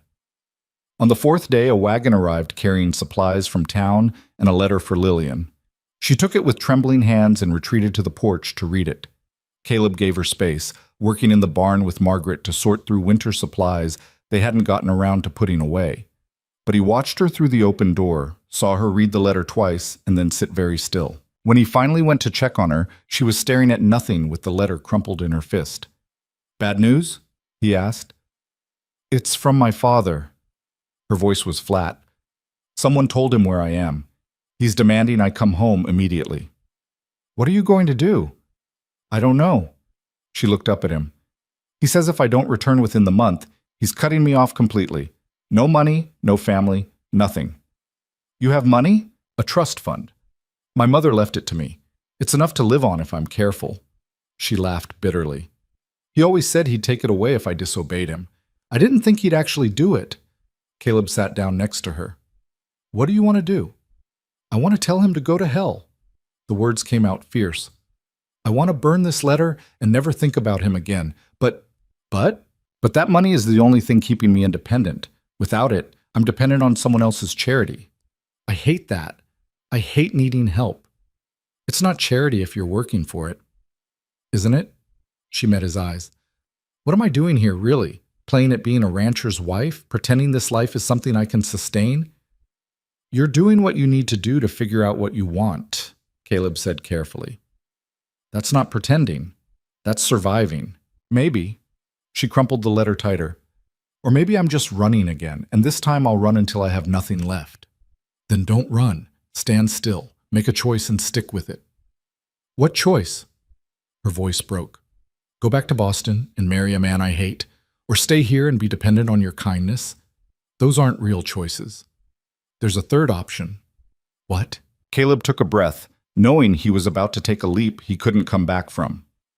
"You stay here, not as a guest or as hired help, as a partner." Lillian stared at him. "What are you talking about?" "I'm talking about a real partnership. You bring your medical skills, I bring the ranch. We build something together. No one dependent on anyone, just two people working toward the same goal." "That's marriage you're describing." "Maybe. Or maybe it's just two people who don't want to be alone anymore." He held her gaze. "I know it's not what you're used to. I know it's not safe or easy or anything you planned, but it's real, and it's yours if you want it." Lillian was very still. "You're asking me to marry you. I'm asking you to stay. How we define that is up to you." She looked down at the letter in her hand, then out at the ranch spreading before them. The afternoon light caught in her hair and made her eyes shine. "I don't love you," she said finally. "I know. I might never love you. That's a risk I'm willing to take." "Why?" The question was raw. "Why would you tie yourself to someone who might leave the moment something better comes along?" "Because I don't think you will," Caleb said simply. "I think you're looking for a place to belong, and I think maybe, this place could be it." Lillian stood up and walked to the edge of the porch, her arms wrapped around herself. Caleb waited, his heart hammering. When she turned back, her eyes were bright with unshed tears. "If I stay," she said, "I need to be more than someone's wife. I need to be a doctor, a real one, with patience and a practice. The town needs a doctor, has needed one for years. And I need to keep my independence, my own money, my own choices. I'm not your father. I don't want to control you." "You say that now." "I'll say it every day if I have to." She studied him for a long moment, searching his face for something. Whatever she found must have satisfied her because she nodded slowly. "All right," she said. "I'll stay. We'll try this partnership and see where it leads." "No promises?" "No promises," she confirmed. "Except this one. I won't lie to you. If I want to leave, I'll tell you. And you won't try to stop me. Deal." They shook hands on it, formal and absurd and somehow exactly right. Then Lillian pulled him into a fierce hug that made his shoulder protest, but he didn't care. "This is probably a terrible idea," she whispered against his chest. "Probably," he agreed. "We're both going to regret it. Most likely. But we're doing it anyway." "Yeah, we are." She pulled back and wiped her eyes. "I need to write to my father. Tell him I'm not coming back." "You sure?" "No, but I'm doing it anyway." She managed a shaky smile. "Seems to be my new philosophy." That night they had a small celebration, just the three of them eating Margaret's stew and drinking whiskey that burned going down. Margaret cried when they told her about the partnership, happy tears that she tried to hide. "You'll be good for each other," she said. "I can tell." "Or we'll drive each other crazy," Lillian said. "That too." Margaret raised her glass. "To new beginnings." They drank to that, and to the future that was uncertain, but theirs to shape. Outside, the Arizona night was deep and vast and full of stars. Inside, a fire crackled in the hearth, and three people who'd found each other through violence and chance began to build something that looked almost like family. It wasn't perfect, nothing ever was, but it was real. And sometimes Caleb thought, as he watched Lillian laugh at something Margaret said, real was enough. The letter to her father took Lillian 3 days to write, Caleb found her in the spare room that had become hers, surrounded by crumpled paper. She had ink on her fingers and frustration written across her face. "How do you tell someone you're done being their property?" she asked without preamble. "Directly, I'd imagine. I've tried direct. It sounds angry. Then I tried diplomatic, and it sounds weak." She threw down her pen. "I don't know how to do this." Caleb picked up one of the discarded attempts and read it. The handwriting was precise, but the words were cautious, hedging, not like her at all. "Stop trying to explain yourself to him," he said. "You don't owe him that. He's my father. And he tried to sell you into a marriage you didn't want. That cancels out a lot of filial obligation." Lillian looked at him for a long moment. Then she pulled out a fresh sheet of paper and started writing. This time the words came quickly, her pen moving with decisive strokes. When she was done, she read it aloud. "Father, I am not returning to Boston. I have made a life here that suits me, and I intend to keep it.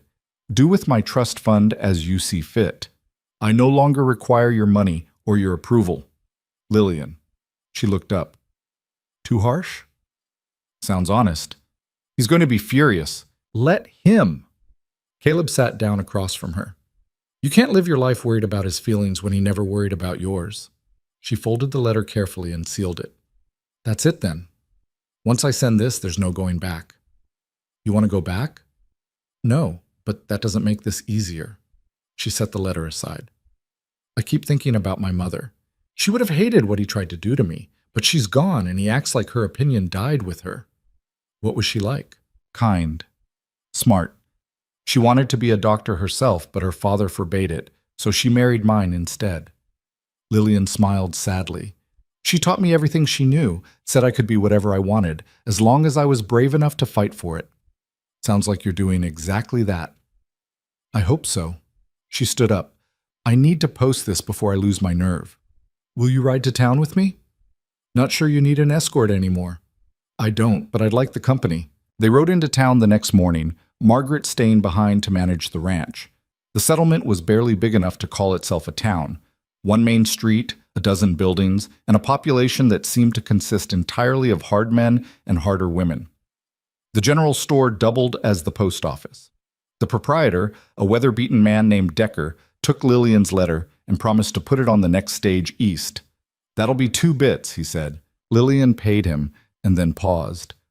"Mr. Decker, do you know if the town has a doctor?" "Had one. Died last winter. Influenza." Decker squinted at her. "Why, you in the market?" "I have medical training. I was wondering if there might be need for my services." Decker's expression changed from suspicious to calculating. "You any good?" "I kept that man alive." Lillian nodded at Caleb. "After he got shot twice and cracked 3 ribs. That's so?" Decker looked Caleb up and down. "You do look surprisingly healthy for a man who should be dead." "She's good," Caleb confirmed. "Well then," Decker leaned against the counter. "We've been needing a doctor something fierce. Got a pregnant woman due in a month who's scared out of her mind. Got old Tom Patterson with a leg that won't heal. Got half a dozen other folks with ailments they're just living with because there's nobody to treat them. I'd need a place to work," Lillian said. "And supplies. Old Doc's office is still standing, been sitting empty since he passed. Place is yours if you want it, along with whatever supplies he left behind." Decker's eyes narrowed. "Question is, what do you want in return?" "Fair payment for my services and respect. I'm not going to be treated like a curiosity or a joke because I'm a woman. Fair enough? You patch people up proper and they'll respect you just fine. You don't, well," he shrugged. "Frontier doesn't suffer fools long regardless of what's between their legs." It was crude but honest. Lillian seemed to appreciate that. "When can I see the office?" she asked. "Right now if you want, follow me." They walked down the street to a small building set back from the main road. It had a covered porch and windows on 2 sides. And when Decker unlocked the door, Caleb could see it had been a proper medical office once. Shelves lined the walls, still stocked with bottles and jars. An examination table stood in the center of the room, and a desk occupied one corner. Everything was covered in dust but intact. Lillian walked through slowly, touching things with reverent fingers. She opened drawers and examined instruments, checked the contents of bottles, ran her hands over the examination table. This will work, she said finally. When can I start? Soon as you're ready, I'll spread the word. Decker looked at Caleb. You all right with your woman working in town? She's not my woman, Caleb said. She's her own woman. What she does is her choice. Decker grunted. Modern thinking. Don't know if I approve. Don't much care if you do, Lillian said pleasantly, but I appreciate you giving me the chance. They spent the rest of the day cleaning the office and taking inventory. What the previous doctor had left behind was extensive but outdated. Lillian made lists of what she needed, her excitement barely contained. I'll need to order supplies from Tucson, she said, and some things from further east, but this is a good foundation. How are you going to pay for it? Caleb asked. If your father cuts you off, I have some money saved, enough to get started. She looked around the office with something like wonder. I can do this. I can actually do this. Never doubted it. That night they ate dinner at the ranch, and Lillian told Margaret about the office. Margaret was thrilled, already planning how she could help manage appointments and keep the place organized. You'll need someone to handle the business side, she said. I'm good with numbers and I'm organized. Let me help. You already have a job here, Lillian pointed out. I can do both. The house doesn't need constant attention, and Mr. Rourke's not exactly demanding. Margaret's eyes were bright. Please, I want to be useful. You are useful. I want to be more than useful. I want to matter. Lillian looked at Caleb, who shrugged. Up to you. All right, Lillian said. We'll try it and see how it works. They spent the next 2 weeks transforming the office into something functional. Word spread quickly about the new doctor, and people started showing up with ailments ranging from minor to serious. Lillian treated them all with the same focused competence, never flinching from difficult cases. She set bones, delivered a baby who came early, treated infections, and handled emergencies with calm efficiency. The town's initial skepticism faded as people realized she knew what she was doing. Even the most hardened ranchers grudgingly admitted that having a doctor around, woman or not, was better than the alternative. Caleb watched her thrive in a way she hadn't at the ranch. She was meant for this kind of work, he realized. The healing, the problem-solving, the direct impact she could have on people's lives. One evening, after she had been practicing for 3 weeks, she came home exhausted and triumphant. I saved a child today, she said. Boy fell out of a tree and cracked his skull. He was bleeding so badly his mother thought he was dying, but I got the bleeding stopped and cleaned the wound, and he's going to be fine. That's good work. It felt good. She sat down heavily. Better than anything I did in Boston. There I was, just my father's daughter, helping him look competent. Here, I'm actually making a difference. You made a difference from the moment you found me bleeding in the dirt, Caleb said. That was luck. That was skill and kindness and stubbornness. He poured her coffee. You're good at this, Lillian. Better than good. She took the coffee gratefully. Sometimes I can't believe this is my life now. 3 months ago, I was miserable in Boston, trapped in a life I hated. Now I'm in the middle of the Arizona frontier treating cowboys and ranchers, and actually enjoying it. No regrets? Some. She was quiet for a moment. I miss my mother. I wish she could see this. She would have loved it. She'd be proud of you. I hope so. Lillian looked at him. What about you? Any regrets about partnering with a woman who's never home because she's too busy working? None. He meant it. You're doing what you were meant to do. I respect that. Even though it means we barely see each other? We see each other enough? He paused. Unless you want to see more of each other. I don't know what I want, she admitted. This partnership we have, it works. But it's strange, too. We're not married, but we're not exactly friends either. I don't know what to call what we are. Does it need a name? Doesn't it? Caleb thought about that. I figure we're two people who found each other when we needed finding. We're making something that works for both of us. That's enough for now. And later? Later we'll figure out later. It was vague but honest, and Lillian seemed to accept it. She finished her coffee and headed to bed, leaving Caleb alone with his thoughts. The truth was, he was falling for her. Had been since that first day when she'd looked at his wounds and decided he was worth saving, but he also knew she wasn't ready to hear that. Maybe she never would be. He could live with that. He'd lived with harder things. 2 days later, everything changed. Caleb was repairing fence line when he saw the rider approaching. The man was dressed too well to be a ranch hand and rode with the kind of careful posture that suggested he wasn't comfortable on a horse. "Can I help you?" Caleb called out. The man dismounted with obvious relief. "I'm looking for Miss Lillian Hart. I was told she might be here." "Who's asking?"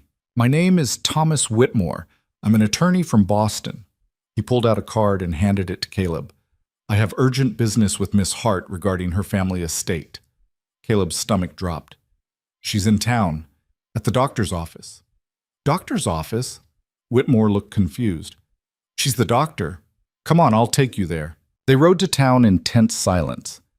Caleb's mind was racing, trying to figure out what kind of urgent business required an attorney to travel all the way from Boston. They found Lillian treating a ranch hand who'd caught his arm on barbed wire. She looked up when they entered, her expression going blank when she saw Whitmore. "Mr. Whitmore," she said flatly. "What are you doing here?" "Miss Hart." Whitmore removed his hat.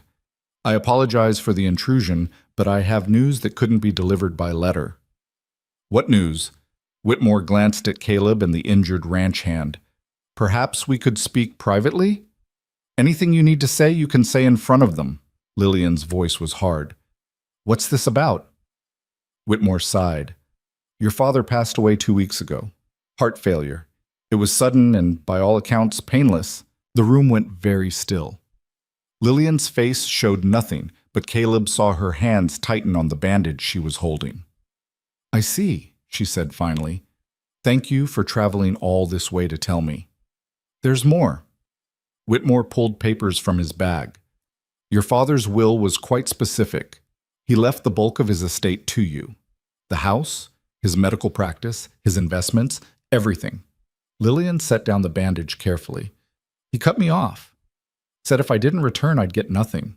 He said a lot of things in anger, but his actual will, which he never changed, leaves everything to you." Whitmore laid the papers on the examination table. "You're a wealthy woman, Miss Hart. Independently wealthy by any measure." Caleb watched her process this. The ranch hand, sensing this was a moment he shouldn't be part of, made his excuses and left.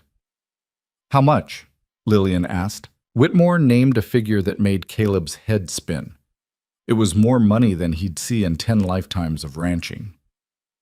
"That's..." Lillian stopped, started again. "That's impossible. It's quite real, I assure you. The estate has been valued, and the funds are ready to be transferred to your name." Whitmore pulled out more papers. "Of course, you'll need to return to Boston to claim it. There are legal matters to settle, property to manage, decisions to be made about the medical practice." "Return to Boston," Lillian repeated. "Yes, I understand you've made a life here, but surely you see this changes things." Whitmore's tone was gently condescending. "You have obligations now, responsibilities. You can't simply abandon them." "Can't I?" Lillian's voice was sharp. "I left once. What makes you think I won't do it again?" "Because this time you'd be walking away from a fortune, from everything your father built." Whitmore looked around the small, dusty office. "Surely forgive me, this rustic practice can't compare to what you could have in Boston." "You'd be surprised what things are worth," Lillian said coldly. Whitmore seemed to realize he'd overstepped. "I apologize. I didn't mean to imply—" "Yes, you did." Lillian picked up the papers. "How long do I have to make a decision?" "The law requires you to claim the inheritance within 6 months, or it passes to your father's colleagues. But the sooner you return, the better. These matters are complex. I need time to think." "Of course. I'm staying at the hotel in Tucson. You can reach me there." Whitmore put his hat back on. "Miss Hart, I know this is difficult, but please consider carefully. Opportunities like this don't come twice." After he left, Lillian stood very still, staring at the papers in her hands. "You all right?" Caleb asked. "I don't know." She looked up at him. "He's dead. My father is dead and I feel nothing. Shouldn't I feel something?" "You feel what you feel. No right or wrong to it." "I should be sad, or relieved, or angry, something." Her voice cracked. "But I just feel empty." Caleb crossed the room and pulled her into a careful hug. She stood rigid for a moment, then collapsed against him, her shoulders shaking with silent sobs. They stood like that for a long time, her crying out years of complicated grief while he held her and said nothing because there was nothing to say. Eventually she pulled back, wiping her eyes. "I'm sorry." "Don't be. I got tears all over your shirt. It'll dry." She managed a weak smile. "Always so practical. One of us has to be." He paused. "What are you going to do?" "I don't know." She looked at the papers again. "This is everything I thought I wanted when I left. Financial independence, freedom from needing anyone's approval or help. But now that I have it, I don't know if I want it anymore." "You don't have to decide today, don't I?" She met his eyes. "Be honest, Caleb. If I go back to Boston, I'm not coming back here. We both know that. Once I'm there, with all that money and all those obligations, this life will seem like a strange dream I had once." "Maybe. Definitely." She set the papers down. "So I need to decide, do I want this life or that one? Because I can't have both." "Why not?" "Because Boston and Arizona are two different worlds. I can't be a frontier doctor and a Boston society woman at the same time." "Says who?" Caleb leaned against the examination table. "Seems to me you could do whatever you want. Keep the money, hire someone to manage the estate, and stay here. Or go back, sell everything, and come back with enough money to build a real hospital here. Or split your time between both places. Point is, you've got options now." "I've got too many options. That's the problem." She laughed bitterly. 3 months ago I had no choices. Now I have so many I don't know which way to turn." "Then take your time. Think it through. You've got 6 months." 6 months? She looked around the office. "I've been here less than that and it already feels like home."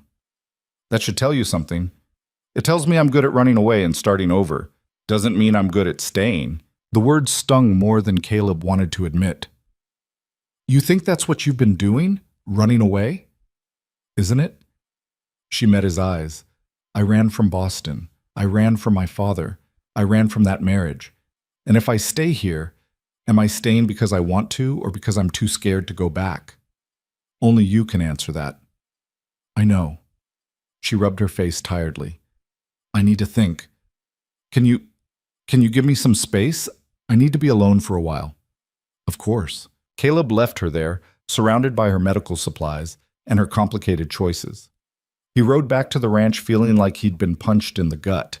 Margaret took one look at his face when he got home and sat him down with coffee. "What happened?" she asked. He told her everything. About the attorney, the inheritance, Lillian's father, the impossible choice she was facing. When he was done, Margaret was quiet for a long time. "She's going to leave," she said finally. "Isn't she?" "I don't know." "But you think she is?" Caleb stared into his coffee. "I think she's scared. And when people are scared, they either fight or they run. Lillian's always been a runner. Until she came here." "Until she came here," he agreed. "But that doesn't mean she'll stay." "What do you want her to do?" It was a simple question with a complicated answer. Kit thought about Lillian working in the office, her face lit up with satisfaction after saving someone's life. Thought about her sitting on the porch talking about her mother. Thought about the way she'd kissed him in the barn and promised no promises. "I want her to be happy," he said finally. "If that's here, good. If it's in Boston, then that's where she should go. Even if it breaks your heart? Even then." Margaret reached over and squeezed his hand. "You're a good man, Caleb Rourke. I hope she knows that." "I hope so too." 3 days passed before Lillian came back to the ranch. She looked exhausted and thin, like she hadn't been sleeping or eating properly. "I've made a decision," she said without preamble. Caleb's heart was pounding, but he kept his voice steady. "All right. I'm going back to Boston." The words hit like a physical blow, but he nodded. "When?" "Next week. There's a stage to Tucson, and then a train east." She looked at him, her eyes red-rimmed. "I have to, Caleb. These aren't obligations I can ignore. My father's practice, the estate, people are depending on me to handle this properly." "I understand." "I don't think you do." Her voice cracked. "I don't want to go. I want to stay here and keep being a doctor and keep building this life we started. But I can't ignore this. I can't abandon all those people who worked for my father, who depend on that practice. So handle it and come back. It's not that simple. Once I'm there, she stopped, started again. The attorney was right. This is a different world from Arizona. Once I'm back in it, I don't know if I'll be able to leave again. Then don't go. I have to. Why? Caleb stood up, his frustration finally breaking through. Why do you have to?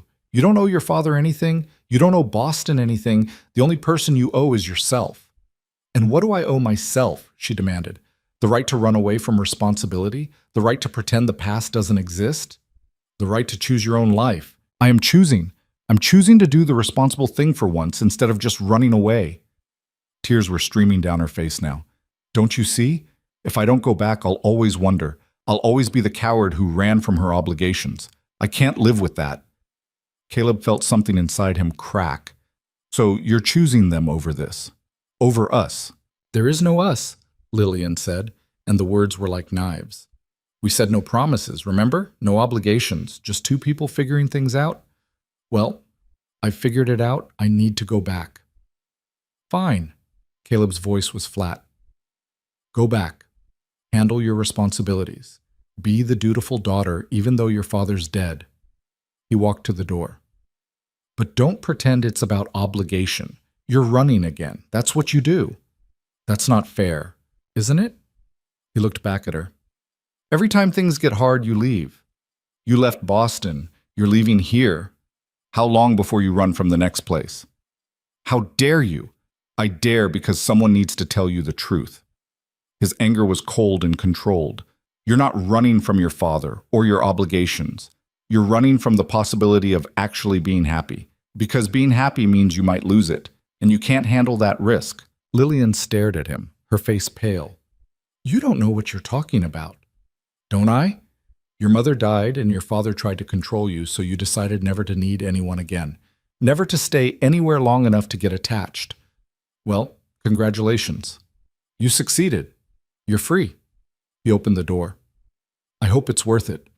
He walked out before she could respond, heading to the barn where he could be alone with his anger and his hurt. Behind him, he heard her crying.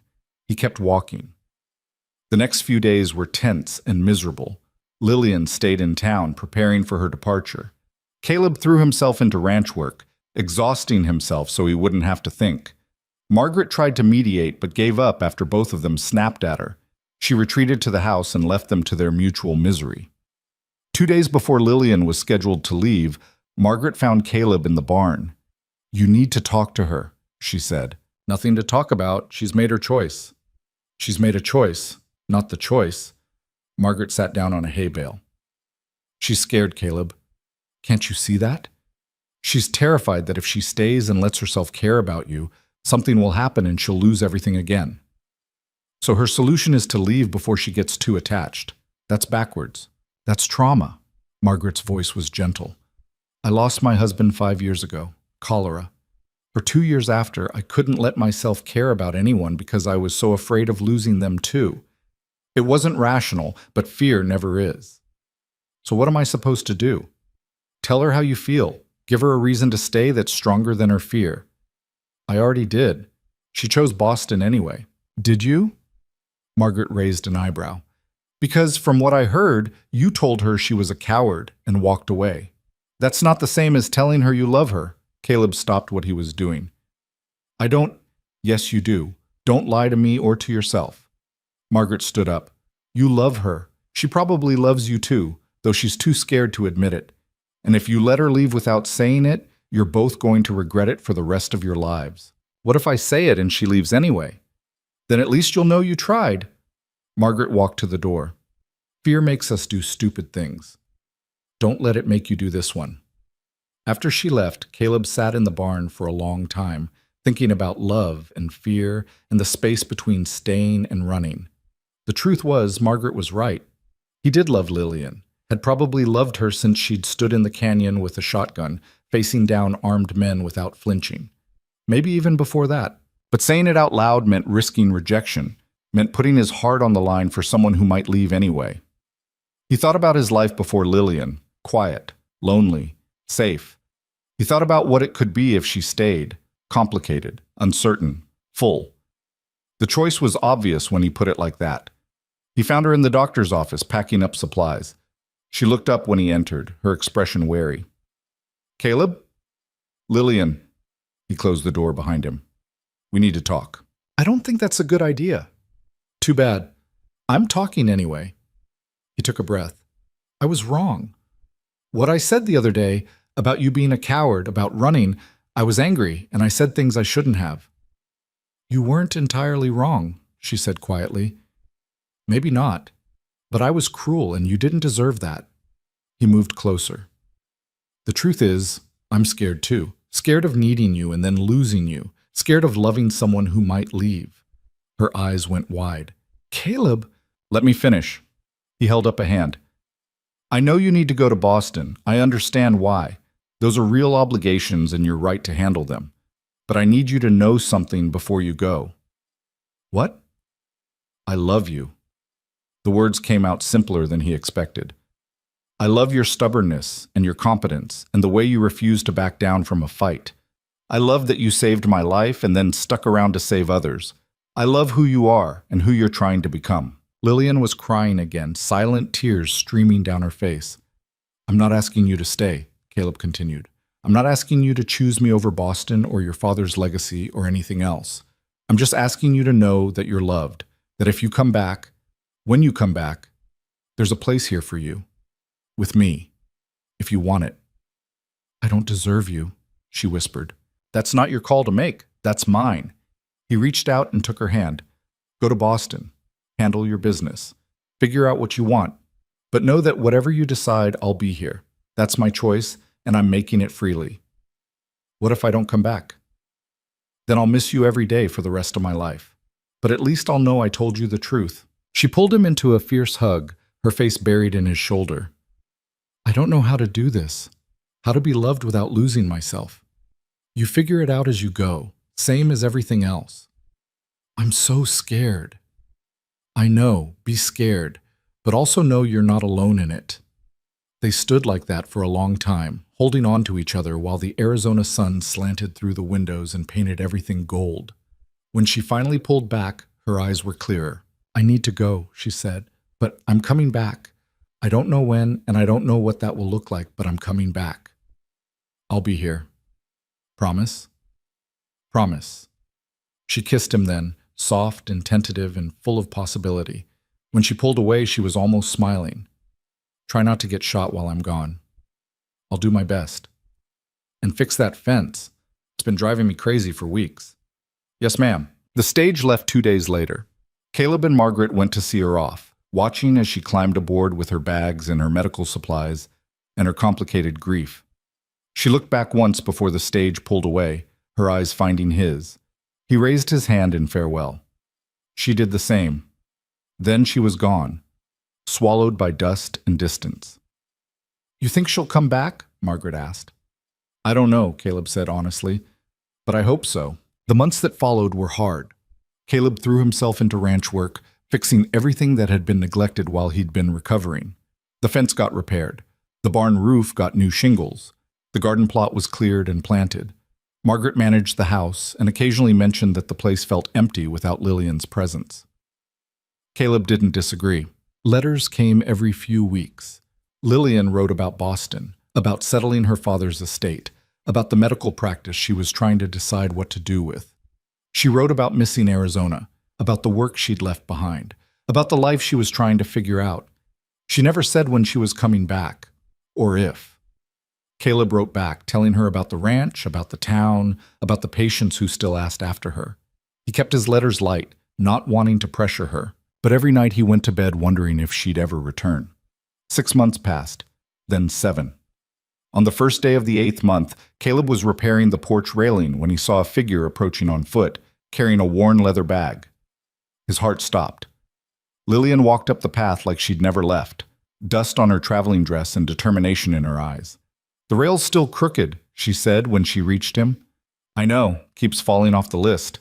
That's because you're terrible at prioritizing." "Probably." They stood there for a moment, neither quite believing the other was real. "I sold the practice," Lillian said finally, "and the house, and most of the investments. Kept enough to live comfortably, but gave the rest to charity in my mother's name. That's good. I also established a fund to help women who want to study medicine. Seemed appropriate. She set down her bag. And then I got on a train heading west because I couldn't stand Boston for another minute. What about your obligations? I met them, handled everything that needed handling, and then I made a choice. She stepped closer. I chose this. I chose you. If the offer's still open. Caleb's throat was tight. It's still open. Good, because I love you too, and I'm done running from it. He pulled her into his arms, holding her tight enough that she protested. He didn't care. She was here, solid and real in choosing him. You came back, he said against her hair. I told you I would. I was starting to wonder. Had some things to work through, took longer than I expected. She pulled back to look at him. But I'm here now, and I'm staying, if you'll have me. On one condition. What? We make this official. Real partnership, legal and binding. I want to marry you properly, not just pretend we're something we're not. Lillian smiled, the first real smile he'd seen from her in months. Is that a proposal? It's a statement of intent. The proposal can come later, with better words and maybe a ring. I don't need better words. She kissed him, fierce and sure. Yes. To all of it, yes. Margaret appeared in the doorway, took one look at them, and started crying happy tears. About time, she said. They were married a month later in the small church in town, with Margaret as witness and half the valley in attendance. It wasn't fancy, but it was real. And when Caleb slipped the simple gold band on Lillian's finger, he felt something settle deep in his chest. She was his. He was hers. They'd chosen each other, freely and completely. The reception was held at the ranch, with enough food and whiskey to feed everyone twice over. People danced in the yard while the sun set, painting the Arizona sky in shades of red and gold. Caleb found Lillian standing apart from the celebration, looking out at the land that had become theirs. Having second thoughts? He asked. No, just thinking about how strange life is. She leaned against him. A year ago, I was miserable in Boston. Now I'm married to a rancher in Arizona, and I've never been happier. Life's funny that way. It is. She turned to face him. I want to expand the practice. Build a real clinic, maybe even a small hospital eventually. The money from my father's estate. I want to use it for something that matters. Sounds like a good plan. You don't mind? Why would I mind? It's your money and your dream. Our money, she corrected. We're partners, remember? Right, partners. He kissed her forehead. In that case, build your hospital. I'll help however I can. Even if it means I'm working all the time. Even then, I didn't marry you to keep you in the kitchen. I married you because you're brilliant and stubborn and you save lives. Don't stop being who you are on my account. She kissed him properly then, in front of everyone, and the crowd cheered. The years that followed were good ones. Hard sometimes. The frontier didn't forgive mistakes and they made their share. But good. Lillian built her clinic and then a small hospital. People came from miles around to be treated by the woman doctor who'd learned her trade in Boston and perfected it on the frontier. She saved lives, delivered babies, and earned the respect of even the most stubborn ranchers. Caleb expanded the ranch, buying adjacent land when it became available. Margaret stayed with them, managing the household and eventually the business side of Lillian's practice. She became family in truth, not just in convenience. They had children, 2 daughters who inherited their mother's intelligence and their father's stubbornness. They grew up running wild on the ranch, learning medicine from Lillian and ranching from Caleb, equally comfortable in both worlds. On quiet evenings when the work was done and the children were asleep, Caleb and Lillian would sit on the porch and watch the stars. Sometimes they talked, sometimes they didn't, but they were always together, 2 people who'd found each other in the worst circumstances and built something beautiful anyway. Do you ever regret it? Caleb asked one night. Leaving Boston? Giving up that life? Never, Lillian said without hesitation. That life was killing me slowly. This one brought me back to life. Even with all the hard parts? Especially with the hard parts. She took his hand. I learned something important when I went back to Boston. I learned that freedom isn't about having no obligations. It's about choosing which obligations matter. And which ones matter to you? This ranch, that hospital, our children, you. She squeezed his hand. The obligations I chose freely are the ones worth keeping. Caleb thought about the day he'd been shot and stumbled home to die. Thought about Lillian appearing out of nowhere with her medical bag and her calm competence. Thought about everything that had happened since, the violence, the fear, the choices that had brought them here. I'm glad you found me that day, he said. So am I. She leaned her head on his shoulder. Best mistake I ever made. Thought you said it wasn't a mistake. It wasn't. But you know what I mean. He did. Some things looked like mistakes at first, desperate choices made in the heat of the moment. But time had a way of revealing which choices were wisdom disguised as chaos. They sat there until the stars faded and dawn began to paint the eastern sky. Another day on the frontier, full of work and challenges and the small victories that made life worth living. Inside the house, their daughters were waking. The horses needed feeding. Patients would be arriving at the hospital soon, and there was fence that still needed mending. The work never ended. But that was all right. They had time. They had each other. And they had a life they'd built together from blood and pain and the stubborn refusal to give up on something worth fighting for. It wasn't perfect. Nothing ever was. But it was theirs, freely chosen and hard won. And in the end, that was everything.